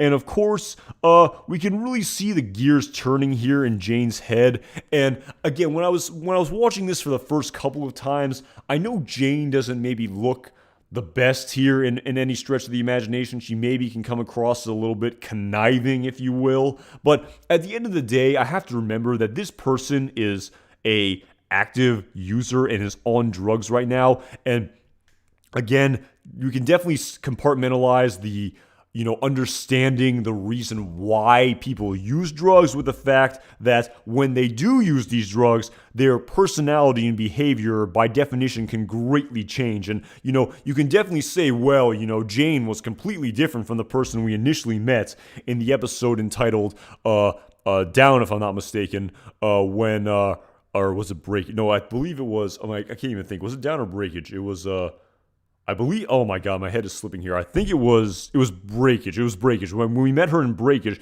a completely different person. She seemed much more, much less conniving than she seems right now. But we have to remember that, despite the fact that we can understand why people use drugs, these drugs can definitely change your personality and can definitely cause you to act in a certain manner where you're going to do these things that don't make you look very good. And at the end of the day, we have to remember that these drugs are so addictive and powerful that these people will literally do anything for another hit. They will literally sell themselves. It was Breakage at Matt Duncan. I think so. Yeah, it was one after Down. Yes, it was Breakage. Absolutely. That's when Jesse rents the duplex. But again, as I said, people will literally do anything for their next hit. They will literally sell themselves. I even go back to that very dark piece of dialogue from the episode entitled Peekaboo, where Jesse says to the lady, some lady, what kind of mother are you? And she says to him, for one hit, I'll be any kind of mother you want me to be. If you don't sort of read into the undertones of that, where, people will do anything for their next hit. They will literally sell themselves in all sorts of manners to get money or get drugs so they can get high off these drugs. It's a pretty sad state of affairs. And at Matt Duncan, Jane was a backstabber, and I don't like her. Andrea was a sweet girl, and I think that happened to her was much more tragic. Again, I know Jane doesn't look very good in this episode in many respects, and she seems like a backstabber at Matt Duncan, and I can definitely understand why, you can interpret it that way. But, at the same time, we do have to remember she is on speedballs right now. Her personality is completely changed. And, opportunistic, yes, these drugs really do cause people to do terrible things to get more drugs. Opportunistic junkie, it's an impolite term, but in many respects, it's very accurate. And she understands that this money is freedom, as she'll say down the line to Jesse Pinkman, and she knows that if she can get access to this $480,000, this will absolutely change her life if she's able to get off of get off of the H again, sort of, getting ahead of our skis here. But, and again, I know some people say she comes across a little bit of an opportunistic backstabber here, and maybe, didn't and was sort of taking advantage of Jesse. But I definitely think that she wasn't attracted to Jesse because he was very wealthy. Clearly that wasn't why she was. She was attracted to him for an amalgam of other reasons, but she was into him when she totally thought to herself that he was going to get $500 for some drug deal. She had no idea that he rolled this way, that he was in this deep in the Albuquerque criminal underworld. And she was attracted to him well before she knew how rich and how much money that he had access to. So again, was she opportunistic in this respect? Yes, but at the same time, I think she definitely cared about Jesse. I don't think, could the love have maybe faded if they were somehow able to go on and carry on if she had not OD'd at the end of this episode? Maybe, but I truly think she still cared about Jesse and loved Jesse. And again, as I talk about with Walt and Jesse rationalizing their behavior, Jane is very much rationalizing her behavior as well in this episode, of her doing all of these very morally questionable things that don't make her look the best all the time. And that's definitely something that I notice as well, where Jane is someone who rationalizes her behavior for sure as well, and is thinking, I'm getting Jesse the money that he is entitled to. I'm doing this for him. Do I stand to benefit from this? Yes, but I truly love him. I'm not doing this for the money. I love him, and there happens to also be this money and freedom that comes with it. Again, I'm totally reading into what's going on in Jane's mind. We don't know. It's just up to my interpretation. But yes, that's, like I said, a lot of rationalization here in this episode. And of course, despite Jane very much percolating in her head here and coming up with this plan, at the same time, we see that she still used this H and passed out, and unlike last time, she sleeps in even further and completely misses her Narcotics Anonymous meeting that she should be attending with her father, Donald Margolis. He then calls Jane like last time and says she's running late. Of course, so flustered and so disorientated, not even realizing how late that she is, when she proceeds to leave out the door of Jesse's apartment as opposed to going in the back door and leaving through her door as she did the very first time her father showed up. She then is caught red-handed by her father, who enters the house. And again, we've all seen this scene. I don't even really want to play it. It's such a dark and intense and traumatic scene. Just the screaming that's happening by Jane, just all the various vitriolic emotion that's happening, and just the anger that's here by Donald, but also the true compassion that he has for his daughter here. It's a very intense scene. I definitely don't want to replay it. It's not my most favorite scene to watch for sure. As we see Jesse defending himself with a bat here. And yes, as I said, the grand irony where, he says to Jesse, you miserable little smackhead. He's denigrating Jesse in the exact same manner that Walt denigrated Jane, about saying, your little junkie girlfriend. That's all he saw him as, was, again, that your little junkie girlfriend, and he just sees Jesse as nothing but a smackhead. And there's so much caring and compassion from Donald towards his daughter, and as we see, there's so much caring and compassion from a Walt to Jesse. And of course, not wanting to repeat every single little scene that happens here in this scene, initially Donald says to Jane, 18 months, why did you backslide? Jane basically saying, I backslid, okay. There's so much here. Again, I want to just try to surmise this without repeating every single little piece of dialogue that happens here, but we can just see all of the backstory and the fact that Donald Margolis has likely been dealing with this with his daughter for, probably like her entire life, her entire adult life, for maybe a decade, being on and off these drugs, being sober for 18 months. So she's going to be 27 next month. So, using drugs all through her early 20s, most likely. And she finally got clean, but she backslid. We can just see the caring and compassion and the love that Donald has for his daughter. But as he'll say to Walter White in the scene at the bar, at the end of the day, I'm paraphrasing here, but the kid's an adult, and you can love them and you can support them, but you can't live their life for them. It's the old cliche of you can lead a horse to water, but you can't make them drink. I mean, maybe that's too oversimplistic, but I mean, this is such a dark scene here. I mean, it's so intense to watch. I definitely don't want to replay any of it, but just initially with Donald telling his daughter, I'm calling the police. I've tried love and understanding. Maybe you drawing out in a jail cell is the best thing for you. Basically going to narc on Jesse and Jane here. And of course, following his daughter's pleading here of saying, please don't do this. Dad, please don't do this. We can see, again, there's just an amalgam of emotions. God, this is such, I can definitely understand why people stop watching after this episode if you don't want to sort of get into this, sort of dark, depressive place if you're prone to depression or something to that effect. But my God, this is an intense scene. Just seeing the love that this man has for his daughter, but, thinking that, I want to do what's best for you, but I don't want to put you in jail. But even though that may be the best thing for you, just the cavalcade of emotions that must be going through his head here, and just he wants what's best for his daughter, but he can't live his life for her. I mean, my goodness gracious, this scene is dark. And of course, with the benefit of hindsight, as Donald was initially saying, you're going back to therapy today, right now. Jane, of course, giving herself a stay of execution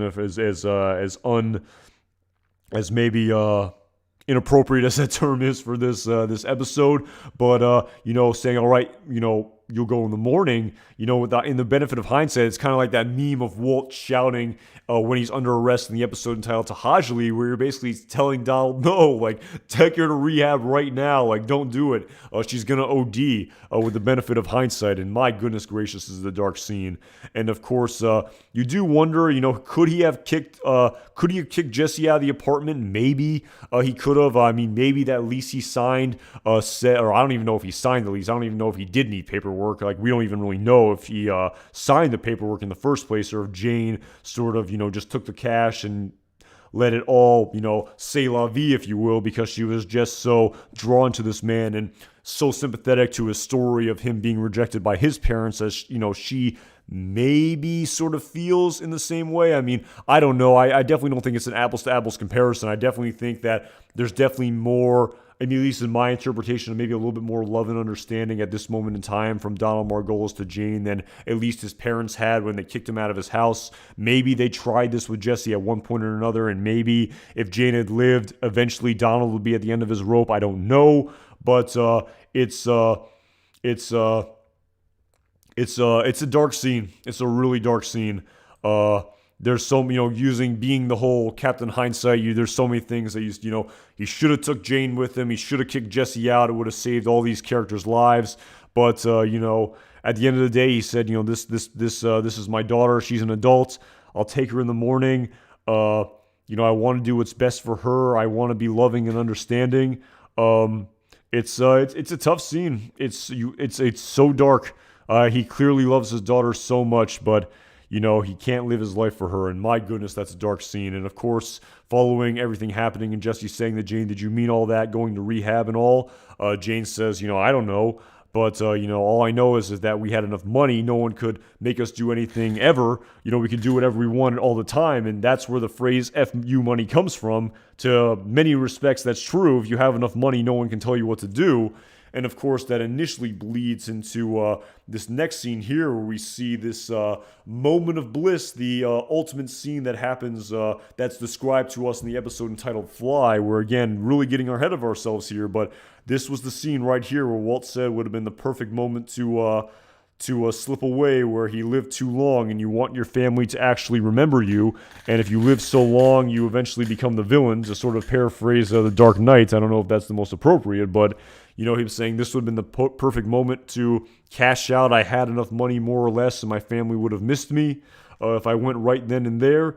This is the scene that was described to us in the episode entitled Fly. Of course, getting a little ahead of ourselves here, not wanting to jump ahead to season 3 of Breaking Bad. But of course, following this moment, this last moment of bliss that Walter White concocts in his head is then interrupted when Jane calls the Walter White household under false pretenses, posing as one of his former students. Again, without wanting to repeat every single piece of dialogue in the scene, Walter White is essentially blackmailed here by Jane, basically saying, do right by Jesse tonight, or I will burn you to the ground. High school chemistry teacher who deals methamphetamine, that would make national news.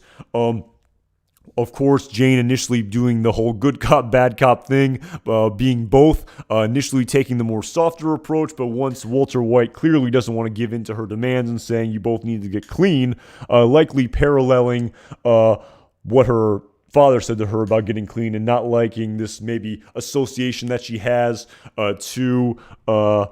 or maybe the sort of association that she has to Walter White talking to her in this manner in the same way that her father was talking to her. She basically then says, this is blackmail, do right by Jesse tonight or I will burn you to the ground.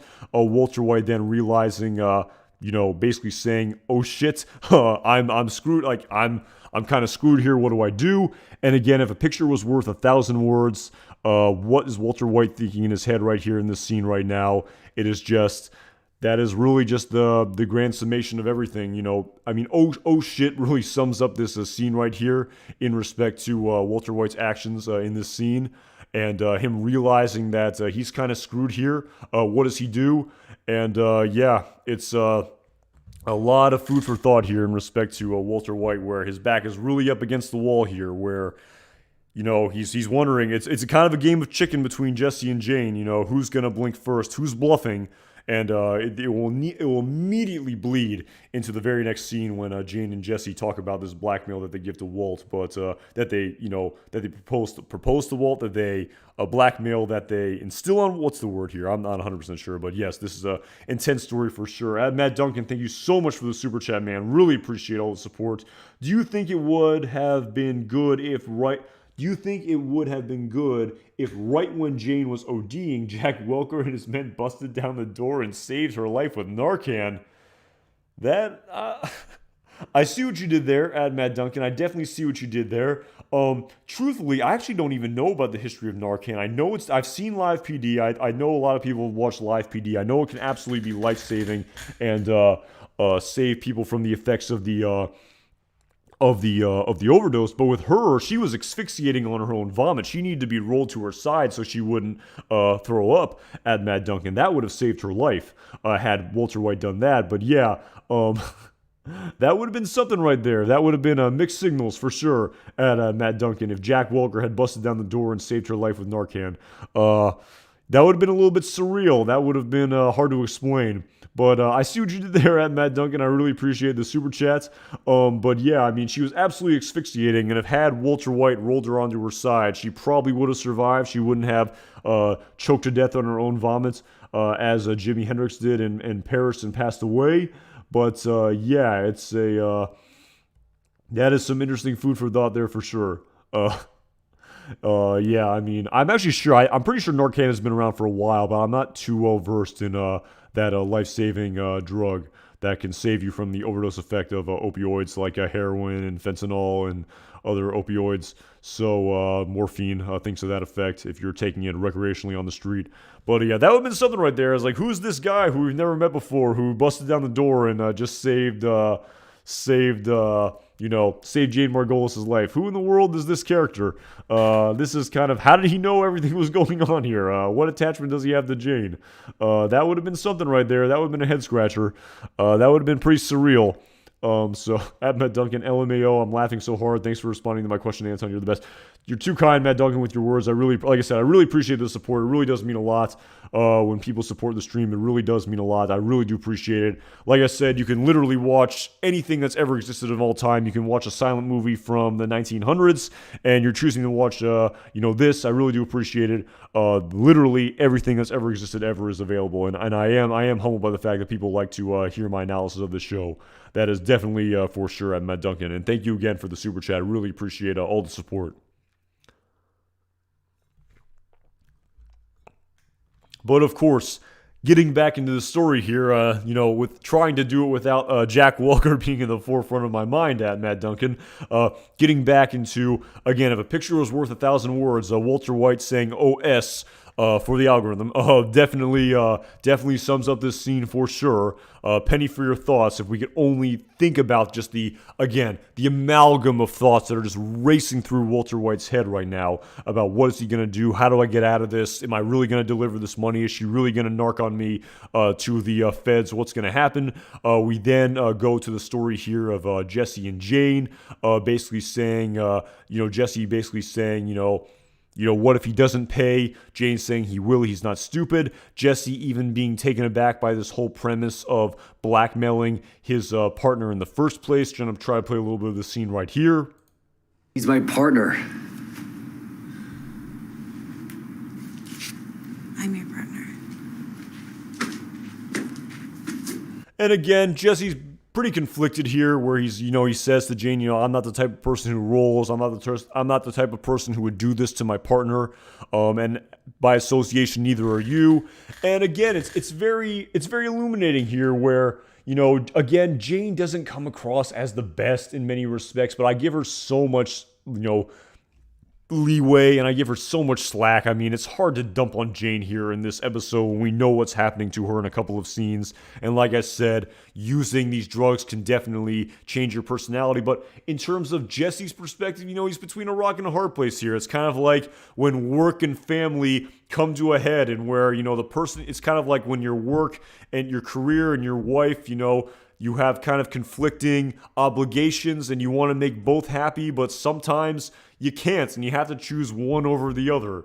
And yes, it's true that Jesse is business partners with Walter White, and that's kind of his career, in huge air quotes, if you will, his illicit career. But Jane is his life partner in many respects. And like I said, I truly believe that it's not as if Jane had this long concocting plan where she wanted to take Jesse for a ride and steal this money from out from under him. I truly believe, this is just my interpretation, you can have your own interpretation, that she liked him irrespective of this, and she truly cared about him. Is there maybe a little bit of selfishness permeating through Jane here?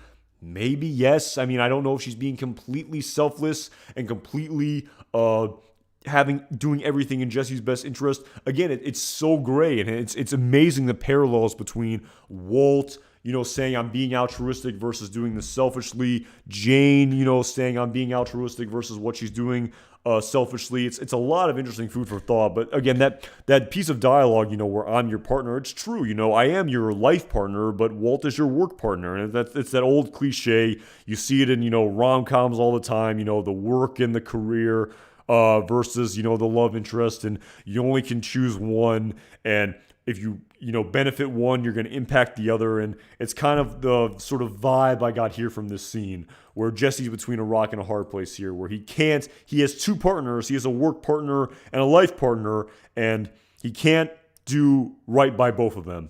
And he wants to, but he's in a situation where he can't do right by both. Complicated relationship. Yes, as is life at Hine. Life is very complicated and complex. It is very nuanced. It is full of gray. It's not black and white, as Vince Gilligan said. It's that's life. It's quite the existence we have living this conscious experience that we're all collectively doing in this universe right now. It is very complicated. Like us here in the chat at Hine, LOL. I like that for sure. I like that for sure. Yes, life is very complicated, as is most things, and gotta love the civil discourse, that's for sure. And again, more with the benefit of hindsight, fly parallels and themes being present here, unbeknownst to the audience at the time. Definitely can't play it because it's a song. I wonder if Mockingbird is in the public domain. I'm not 100% sure, but that's neither here nor there. Of course, we hear Skylar singing the Mockingbird lullaby, the exact same song that was playing at the beginning of Fly. Of course, being the flashback and foreshadowing the the moment in Wolf's life where he made that bad choice to leave the house, where that was the song that was playing right before he chose to leave the house. And as he says to Jesse in the episode entitled Fly, I should have died in the bed right then and there. I should have never left. I should have never left the house that day and went to deliver your money. I should have just died right there and then. That's my biggest regret. He was under the influence of the huge quantity of sleeping medication that he was given by Jesse there in that scene, and likely being much more loose and it's sort of being a quasi-truth serum, if you will. So again, wish I could play the scene here, but that song is absolutely playing in respect to the Fly parallel. He's watching the documentary on elephants here. Another callback to the episode entitled Fly as well. Again, I wish I was like an English expert. I feel like there's definitely some very deep symbolic themes of Walter White watching this elephant documentary that we could extrapolate on. But again, at the same time, I go back to that mockingbird scene where it flew right in the center of the camera and flew away in the season 2 premiere of Better Call Saul in the episode entitled Switch, where it was totally serendipitous and accidental. And even the editor for that episode, Kelly Dixon, said, yes, but what does it mean? Of course, almost sarcastically so. And Vince Gilligan saying, that's the great thing about the show is that, when something is added into the show, like the elephant documentary, there's not necessarily an overt rhyme or reason in it, and then the meaning comes later and is extrapolated later by the audience watching the show. So again, I don't know if there's a sort of broader symbolic, thematic reasoning behind the elements. I haven't thought about it as much, I have always wondered about that for sure.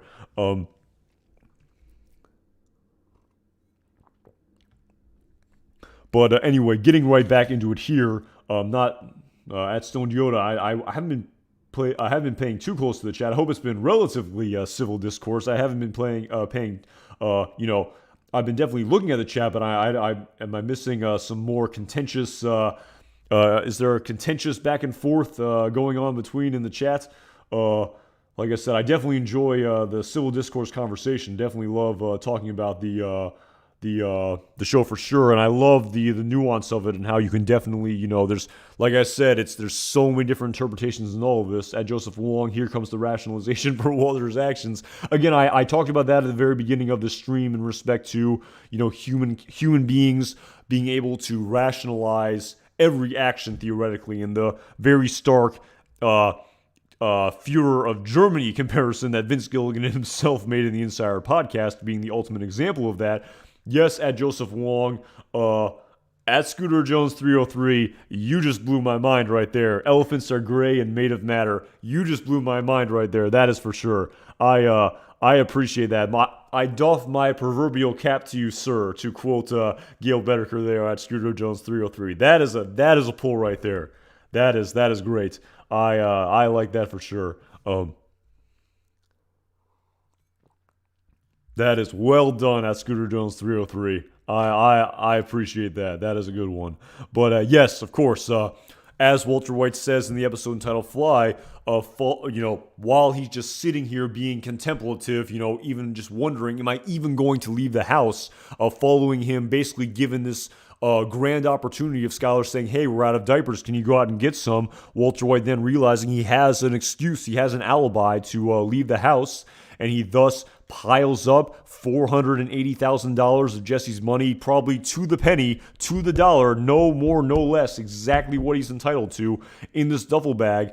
And, driving over to Jesse's house to give it to him. Of course, Jane is the one who is, quote unquote, in Walter White, wearing the pants in this scene, very much taking charge. Walter White really strong-arming her again.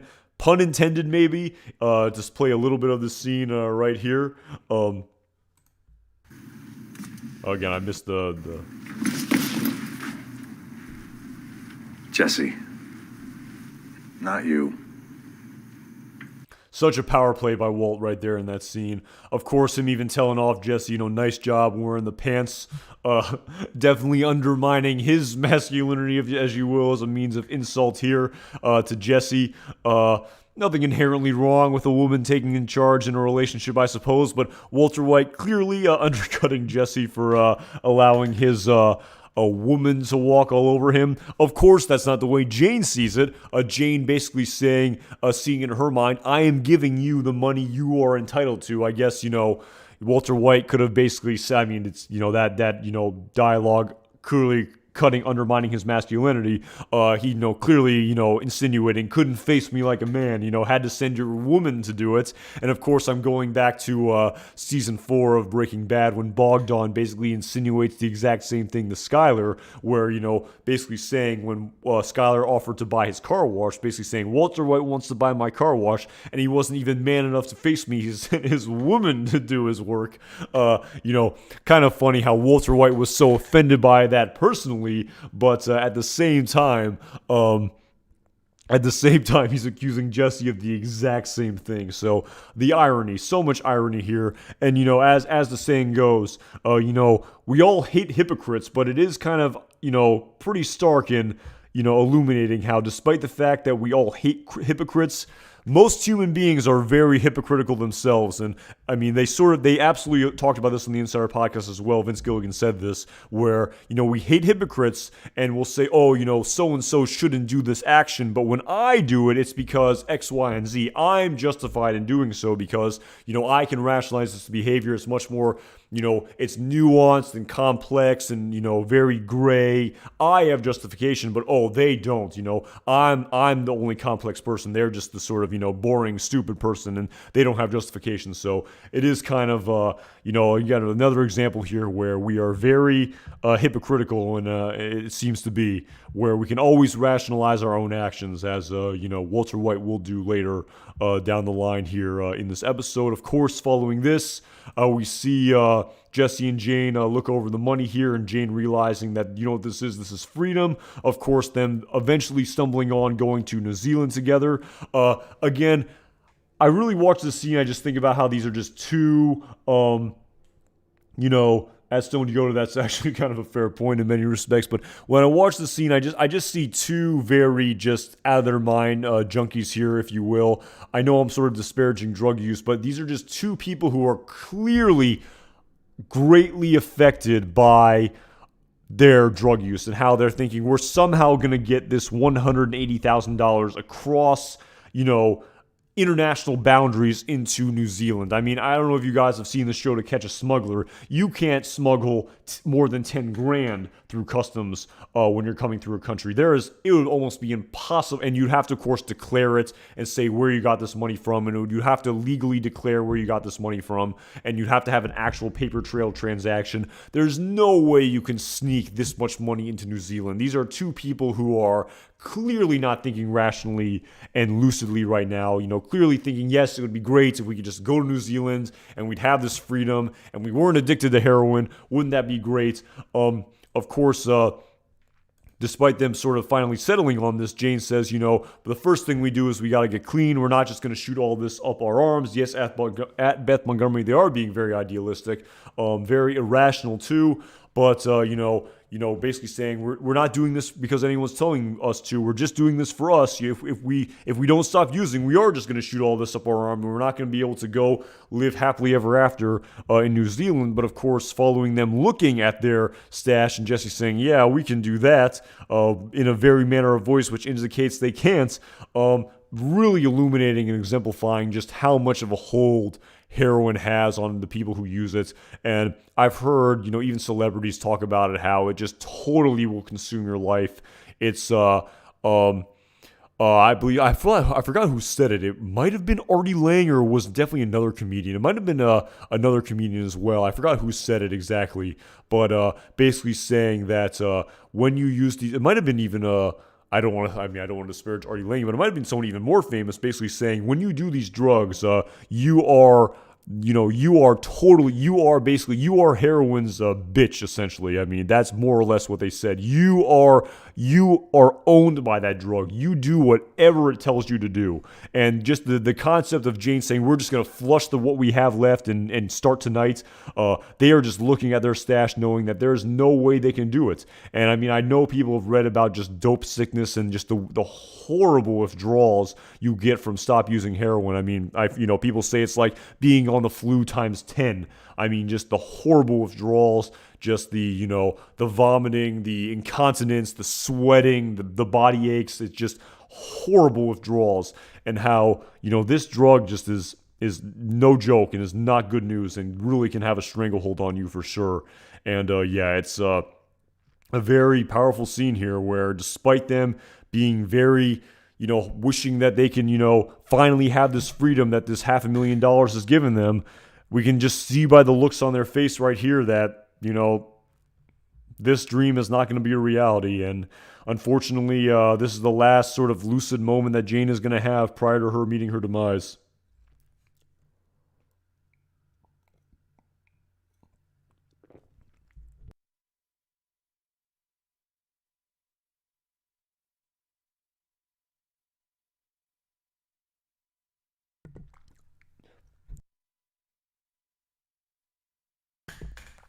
Oh man, I apologize for that.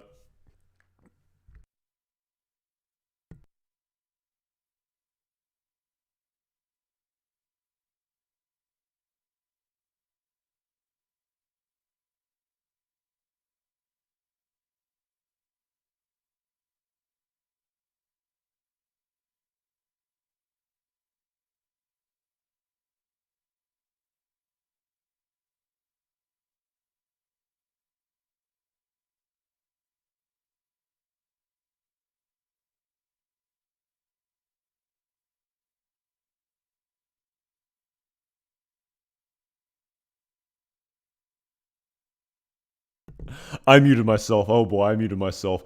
I apologize for that. You don't want to breathe water. I apologize for that. Thank you so much. I think the audio's back now. I was muted. I apologize for that. I hope I wasn't talking for too long there. But of course, following, I hope, I don't know if people heard me talk about finishing on Jane, but the audio's back now, right? There's audio now, right? I hope there's audio. I hope I wasn't talking without audio for too long. I tried to breathe the water there, and that was definitely not a good thing. I hope the audio was back. But of course, following that scene I talked about with Jane and Jesse, I hope you could hear me talk during this scene. Following the next scene, we then see this just unbelievably just serendipitous scene. I mean, I feel like I've been at this for I feel like I could talk for another hour just about this one scene alone right here. It's just such an unbelievable, amazing scene. Just as Walter White says in the episode entitled "Fly," the astronomical odds of the universe of these two men being at the exact same moment at the exact same time and having this conversation, with Donald Margolis having no way of knowing that this man just interacted with his daughter, and Walt having no idea in the world that this man is the father of the woman she just interacted with and just gave $500,000 to in addition to his business partner Jesse Pinkman. And of course, Walter White here telling his wife another lie, giving himself the alibi to go out to this bar, saying that he hasn't been able to find the diapers, basically saying he's pulling into Walmart right now. Donald, of course, saying well played here in this scene. It's, again, trying to find this close-up shot here.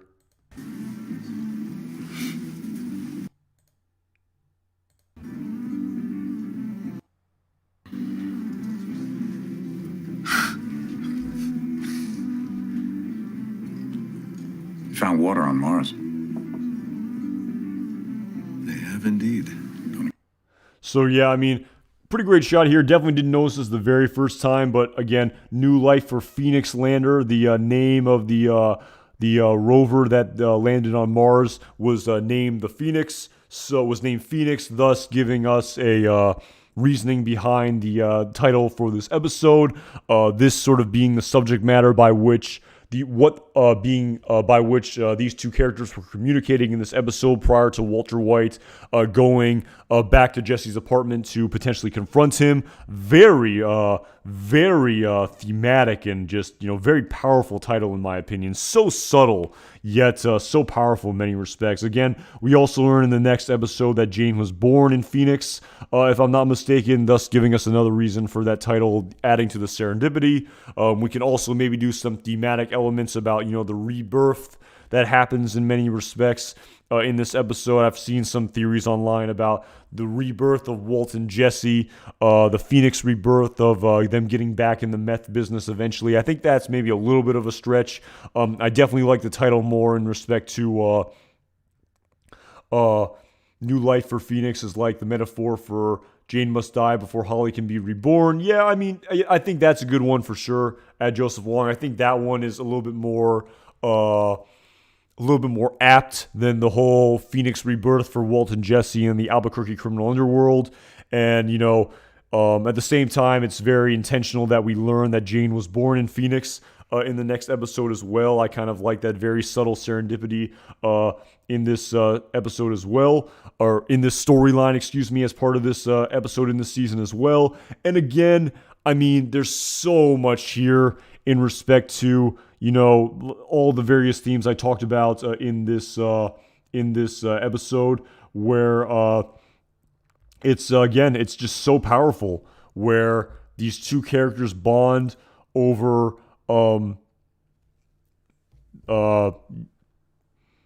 just life as fathers. Of course, him hearing the dialogue that Walt is buying diapers is the sort of entry point by which Donald Margolis can talk about his daughter as well, and the advice that he gives to Walt here in the scene. Again, it's such a powerful scene. I almost feel, again, I feel like I have to just, I've played so much of this dialogue of this episode, I just feel like I have to play this as well. There's so much here, and it's just so hard to sort of completely summarize and exemplify. Of course, in the grand scheme of things, the extremely dark irony that happens here in this scene is that Donald Margolis' advice to Walter White about never giving up on family is the catalyst by which Walt goes back to confront Jesse. And had he never had done that and shooken Jesse and caused Jane to roll over onto her back, then his daughter would have likely not died that night. And just how unbelievably dark and tragic that is, that literally Donald Margolis is unknowingly sending this man to go cause indirectly or directly the death of his daughter, who he cared so much about. It's so unbelievably dark of a scene. It's just, when I was rewatching this episode, I was like, my goodness gracious, this is a dark episode. Like I told you at the very beginning of this retrospective, anecdotally, I know someone who basically said, I am no longer watching this show after I watched this episode. I know it's a cultural phenomenon. I know everyone says it's the best show ever. I'm done. I'm out. It's like that SpongeBob meme. I'm going to head out. They said no more, no mas. Ironically, the title of season 3 premiere, but that's neither here nor there. Maybe it is. Who knows? But yeah, I'm going to definitely play a little bit of this scene here. There's just so much here. I'll try to play a little bit of it. There's so much here.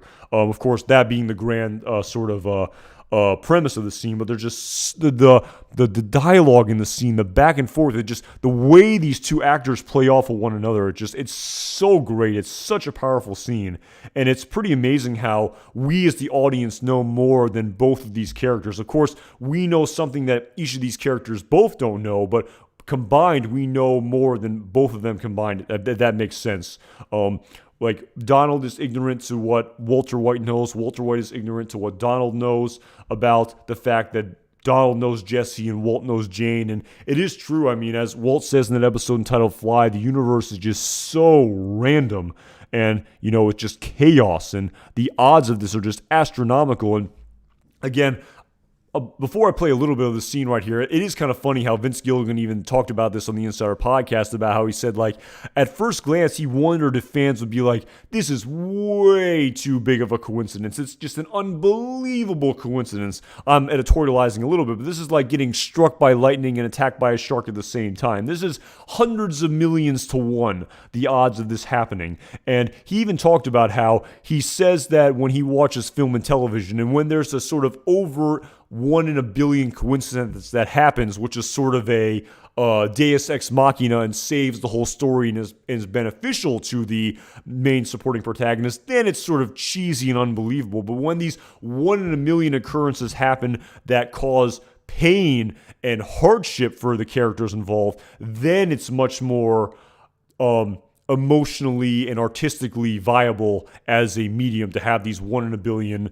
coincidences, where it's much more I would just say it's much better writing in that respect, as opposed to a one in a billion coincidence being this sort of deus ex machina that saves everything too easily, if that sort of makes sense.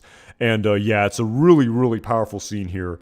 And I just want to play a little bit of the dialogue. So, Boy, probably fast forward a little bit, but old enough to know better. 27 next month. Oh, wow. You have other kids? Just the one. again, also adding more layer and depth here by Jane being his only daughter, adding even more just dark backstory. Well, no, with the benefit of hindsight, just further humanizing him, where it's not as if, yes, it's horribly tragic that, you know, Jane passed away, but yes, he has other kids he also has to live for. He really has no one else but Jane. We don't know for certain, but I believe he's his wife. He's separate from his wife. He's not with his wife. He has a relationship with his daughter. He cares so much about his one and only daughter, just adding so much further dark, intense depth to this unbelievable backstory. I've got a 16-year-old boy. Well, he's almost 16. Jeez. Oh, there's a spread, huh? And he helps out, though. He's even changing some diapers now, so it's more than I managed to do when I was his age. Kids today grow up faster, I think. It's a powerful scene. Yeah, maybe so. So any advice? Having a daughter? Any advice? Oh, no, not really. Just love them. I mean, my goodness gracious. I mean, such an intense scene. Of course, following this and Walt talking about, his own son, he then, following him learning that, or at least understanding that Donald Margolis has had some issues with his own daughter, he talks about this quote-unquote nephew that he has, of course not wanting to divulge the truth that this alleged nephew is actually his meth cook partner. He talks about this nephew that he has, who won't listen to him. And yes, I do know what's better for you. Very much so relating to what Donald Margolis is going through with his daughter, ironically. Exponentially so, because unbeknownst to both these characters, these two characters are in a relationship with one another. They know that, but unbeknownst to these two characters, they are talking about the person that they don't... How do I phrase this? They are talking about the person that they don't know that they are related to, if you will. And I thought he was an unbelievable actor for sure at T. I thought it was just an unbelievable scene. But this scene here where he talks about Jesse is also extremely powerful. Trying to play a little bit of the scene as well. Well, of course they don't. I mean, what do you do with someone like that? Basically saying, you tell them the best thing to do. You tell them I know what's best for you. Even though it's true, we as the audience in many respects can rationalize the fact that Walter White is trying to be altruistic to Jesse. He's trying to do what's best for Jesse.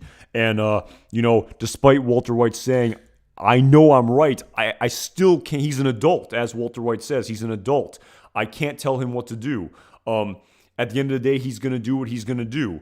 What do you do with somebody like that? It's just like, I care about you, Jesse. I want what's best for you. As sort of weird and twisted as this relationship sort of is, and how avant-garde and untraditional this meth cook partner relationship is, where it started as I was your high school chemistry teacher. As weird is kind of the right word for it. As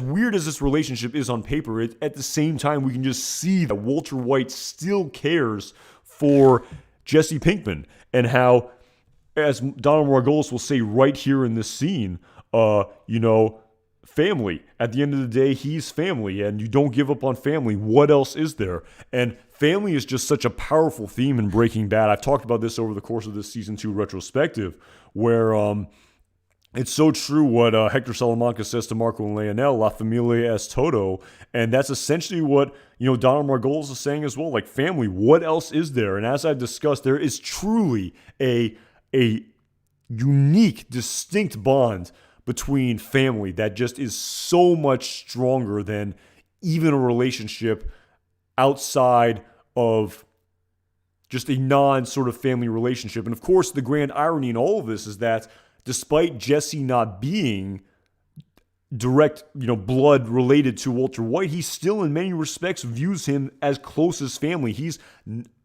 not next of kin, but he really views him as sort of a surrogate son. Again, I apologize who brought this up in the chat a couple of retrospectives back, but it's so true how I apologize. I'm blanking on the username. I apologize if you're the one who said this, but it's kind of true where Walter Jr. was Walt's son, but Jesse was Heisenberg's son. I thought that was very sort of powerful and pertinent when describing this overall story arc at poor Flynn. Yeah, I mean, I talked about that a little bit in the past in the episode entitled Salud, when Walt says bye Jesse to Walter Jr. instead of bye Walter Jr. when he's under the influence of his painkiller medications. I talk about that in the past in respect to Walter White's relationship with his son, as well as how he sort of used his son as a prop in order to sort of, for his own aggrandizement of his own ego in the episode entitled Over, which I talk about quite in depth in that review at Scooter Jones 303, so definitely go back and check that out if you want. If you want a more in-depth analysis of that. But yeah, I mean, it's so dark and ironic how that piece of dialogue right here is what sent Walter White to indirectly, directly, however you want to rationalize it, caused Jane's demise. And again, it was very telling by that expression that Walter White had on his face where Donald says, family. And Walter White's like, yeah, family, where under this guise that I'm telling you, my nephew is sort of, I guess not all nephews are blood relatives, but, nephews are still family, even through marriage. But Walt kind of realizing that, Jesse kind of, he's not family, but he sort of is family in many respects. I do care about him as unique and as avant-garde as this relationship is. I feel like I'm maybe overusing some words here, but as unique as this relationship is, Walter White does care about Jesse. And of course, this is the grand irony, the premise of this scene, which causes Walt to eventually leave this bar and go back to Jesse's house to, again, who knows what Walt is trying in this scene. It's such a great scene. They talk about this on the Insider podcast. Walter White has no dialogue in this scene for all intents and purposes. He has one line. He basically says, Jesse, I want to talk to you. And then when he finally gets in the house with Jesse, he basically just says, Jesse. That's all he says. And the rest of it is just the camera panning on Walter White's expression, where, of course, he says initially here, Jesse, I just want to talk. It's true, he does want to talk, and who knows what in the world Walter White's plan was. We don't know. We'll never know why he went back. Clearly it had something to do with him being convinced, again, the love that you talk about at T, him being very moved by Donald Margolis' words to, not give up on Jesse, when Jesse says, you'll never hear from us ever again. But what exactly was Walt planning when he likely knew it was very possible he'd be under the influence of heroin here? And again, I have to be so this tape job here of just taping over this, opening this door with some flimsy cardboard and some duct tape, which can easily be pried open. So unfortunate. This is just quintessential, just screams, drug addict, of irrational drug user behavior, where, any rational person would at least, you gotta board this up with some plywood or something that's a little bit harder to knock down. You can't just put some flimsy cardboard up here, especially when you have $500,000 in cash that, Walter White, could have taken that money and took it back if he wanted to. They may have known that Walt took it in the first place, and maybe they would, board up the door a little bit better next time. But again, this scene right here, basically one line of dialogue where all Walt says is, Jesse, wake up. That's all he says. Jesse. Jesse. Wake up. Jesse, wake up! That was the money shot right there where Jane rolls over on her side. That's, again, a pretty key component in all of this where Walt sort of knocked Jesse into Jane, thus causing her to roll over from her side to her back. A very key piece of foreshadowing earlier in this episode where Jane says to Jesse, on your back, not on your side in case you throw up. And of course, how much moral culpability does Walt have in that respect? It's a very philosophical question. It sounds like something you talk about in philosophy class. I'm not sure the legal ramifications of all of that in a court of law. It'd be very hard to prove, I suppose, that Walt knocked Jane into Jesse and rolled her over. I mean, even if he said he did, it'd be hard to prove. He would never narc on himself. But again, irrespective of any legal culpability that Walter White has, again, it's a very interesting philosophical and ethical and moral question regarding how much, Joseph Wong, did Walter White kill Jane by causing her to roll over on her side? I mean, let alone when he, doesn't stop her from asphyxiating when he absolutely can. And of course, this is, again, prior to him running over here, we see him, again, if, sort of penny for your thoughts here, where Walter White goes over to Jesse saying he wants to talk to Jesse, but who knows? I mean, who knows what in the world Walter White was planning? Who knows what he was thinking? I imagine there was just an amalgam of emotions and thoughts running through his head potentially. All the things we've talked about over the course of this retrospective are very possible in respect to things that Walt could be thinking about. Jesse going down this path.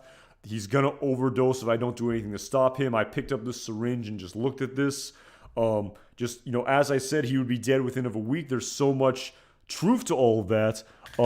At the same time, what else was Walter White thinking? How in the world do I get him out of this? I mean, I don't think he was, I don't think, he in any respect was, could even fathom what was about to happen. But of course, how long is this final scene right here? I have to, gonna have to cover it up for 1 second here before we get to the climax of all climaxes, if you will. But again, this is a tough scene. And again, before I get into the scene right here, they actually talked about this scene in the Insider Podcast. I don't even know if I want to play it. I really feel like the stills could probably, again, even some of these shots are pretty tough to watch in and of itself. The shots, let alone Walt, initially going over then stopping. I could maybe play a little. Oh God, this is a tough scene to watch. But yeah, this. If a picture, we all know the scene here. We all know what happens. Walt initially runs over to save her, but then stops in his tracks. And again, before we sort of again go into what may be happening in Walter White's head, it was kind of interesting. Vince Gilligan talked about this scene specifically on the Insider Podcast, and he said that the executives at AMC were just basically white knuckling more or less this scene. Like they were just really just almost couldn't even fathom putting a scene like this into the show, just really exemplifying how unbelievably dark this scene is, where you have this, as Vince Gilligan has said, this young, beautiful woman overdosing on heroin, where Walter White could have saved her. His initial reaction was to run over and save her, but he stops. He stops and lets her asphyxiate and die. And of course, as we've all thought about when we watched the scene the very first time, so many thoughts running through our heads in respect to Jane knows too much. Jane threatened to turn him into the police. Jane is going to be the cause of Jesse's death. Walt is a very smart man. Maybe he's thinking about, if she overdoses here, Jesse will have a sort of come to Jesus moments, if you will, which he sort of ends up doing. Walt is really, playing God here in many respects. But you can definitely understand. It's such a powerful scene. I believe Bryan Cranston talked about how this was one of his, most favorite scenes to act in the entire show, despite how dark it is. And again, I'll try to, I don't even know if I want to play the audio in this scene, but I'll play a little bit of the video where he runs over and he's initially trying to save her, but he stops. It's just, he's realizing, wait a minute, what am I doing? It may be better for me and for Jesse if this, this junkie that all I view her as is this, junkie girlfriend who's leading my business partner astray if she overdoses. You know, he doesn't have this complex, nuanced backstory with Jane. He doesn't see her as this sort of three-dimensional, very deep character with a complex backstory and thoughts and hopes and dreams and ambitions and emotions and a personality. He just sees her as a secondary supporting nothing of a character.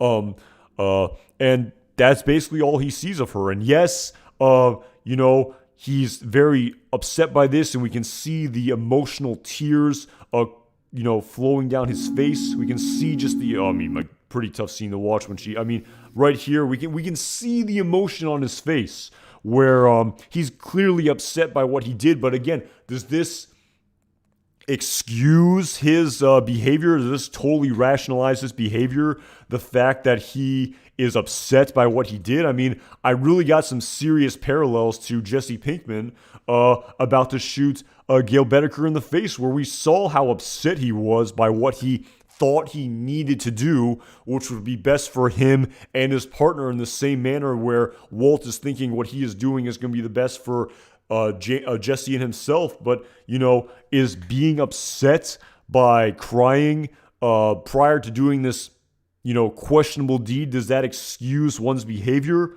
Again, that's the gray matter. That's the question that's up for debate. Does it excuse it even a little bit?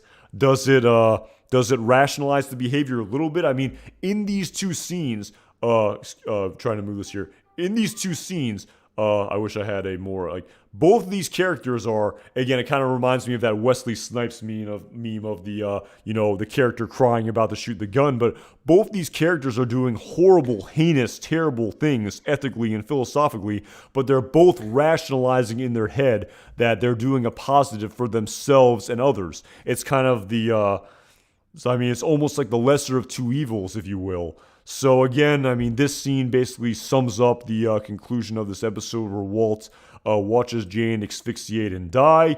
And, you know, Walt goes through this amalgam of emotions where initially he's very upset by this, but then very quickly composes himself and goes into this sort of quasi-Heisenberg state and, you know, realizes it had to be done. And I know a lot of people thought that this was really a sort of mountain-shifting moment for Walter White, where this was the moment where he became Heisenberg or something to that effect. But I don't know. I think that's a little bit oversimplistic. I've talked about that in the past as well, where, you know, you can justify it in various different, like, moments, if you will. And was this really the exact moment which changed everything for Walter White? I mean, maybe, potentially. It's definitely arguably so. But again, with the whole gray matter discussion and all of this, it's definitely up to the interpretation of the audience of when these monumental changes in Walter White's personality takes place. So, yeah, it was, my goodness, this was a dark episode. I mean, just the underlying currents of him just meeting with his daughter. I mean, just meeting with her father unbeknownst to him at the time. I mean, just... You know, if a picture's worth 1,000 words, he's clearly rationalizing his behavior. We can only surmise in our head what he may be thinking. But, I mean, pouring one out for Jane Etsy, that is something right there. Jesse's a true love. I mean, people are capable of loving lots of people. But, yes, he definitely loves her. It definitely seemed as so. As he says in that very next episode in the meth house, if you will, when he's crying and bawling in Walter White's arms, saying "I loved her," and my goodness gracious, this was an intense scene. Eddie Manny, Vincent Peter got us hooked. The story drama was addictive. Yes, it was. It was absolutely addictive. At T, Bryan Cranston said this was the most emotional scene he filmed for Breaking Bad, as he has a daughter. Yeah, I have seen him talk about that as well. And yeah, this was an unbelievable episode. It was so intense. It was so dark. When I was rewatching this for the first time in quite a while, that's where my mind went to initially. I was like, my goodness gracious, this is a emotionally dark episode. And yeah, it's an unbelievable scene and an unbelievable episode. And yeah, talk about the stakes really getting raised here. And you know, they even compared this a little bit in the Insider podcast to the death of Crazy 8, where that was much more a tit for tat, is that the expression? But that was more, you can definitely argue more for self-defense there, where, you know, Crazy 8 was going to stab him with that broken piece of blade. This was much more Walt playing judge, jury, and executioner here, where he rationalized this is the lesser of two evils for me and my family and Jesse. And of course, the grand irony in all of this is that this person played a huge sort of role in Jesse's life. And like I said as well, she had a whole separate family and desires and personality and backstory and relationship with her own father. But of course, Walt didn't know all of that. He compartmentalized that. He didn't really... He, of course, couldn't see it in the same way he viewed his own life. It's so true, the saying of it's easier to get along with someone else's troubles as opposed to your own. And yeah, it was a powerful episode and powerful scene through and through. And yeah, it's quite a penultimate episode of the season 2 of Breaking Bad. We definitely get to see the conclusion to the story in the very next episode. Get the introduction of Mike Ehrmantraut in the very next episode. So yeah, what an amazing show this is. I was unbelievably hooked following this episode and the next. I immediately binged season 3 of Breaking Bad right after this episode ended on Netflix all the way back in January of 2012. And yeah, it's intense, it's dark, and yeah, I can definitely understand why it's not for everybody, and how if you're very sort of in a depressive state, how it can definitely be not the maybe most mentally healthy show to watch. I mean, when you definitely just think about just the unbelievable various tropes that are taking tropes, is that the right word? Just the themes here of just, letting a woman asphyxiate on her own vomit because I'm rationally justifying in my head as this will do the most good for me and for my business partner Jesse Pinkman. It's a dark scene, no joke about it. But yeah, it's man, it was an intense one. And yeah, Mike with the shades in the next episode. I'd see. Yep, the introduction of Mike Ehrmantraut for the very first time. We get a couple scenes of him in this next episode. If we only knew how crucial he would be to the entire universe of Breaking Bad and Better Call Saul. But it was, yeah, this was an intense one. And at Hine, I really appreciate it as well. I hope you have a great week as well. I really appreciate that at Luke Cockburn. Thank you so much. And that would be funny, T, if I went back to that for sure, if I shaved off the hair. But with that being said, I'm going to have to end it here. Really enjoyed this one. Really enjoyed talking about this episode. It was an intense one. A lot of thoughts, a lot of themes that were present here. Really made you think. So much gray area where you could really debate the various nuances and the rationalization of the characters here in this scene. And, it's up to the interpretation of the audience. What is right, what is wrong, what is justified, what is not by all of these characters. Like I said, I feel like I could talk about it for hours and hours and hours, but at the end of the day, there's, there's really no answer to all of this. But like I said, thank you again so much for watching this stream. Really appreciate all the super chats. Really appreciate all the support at Kid Valentine, at Hine, at Matt Duncan. Thank you so much for the super chats. Really appreciate the support you've given to this channel. We'll be back next Friday for the final retrospective of Season 2 of Breaking Bad, the finale entitled ABQ. It is an unbelievable episode. So much going on there. Can't wait to talk about that next Friday. Hope you have a great rest of your Friday if you are in the United States. I hope you have a great weekend, and I will see you guys around. Take it easy. Looking forward to talking about the next one.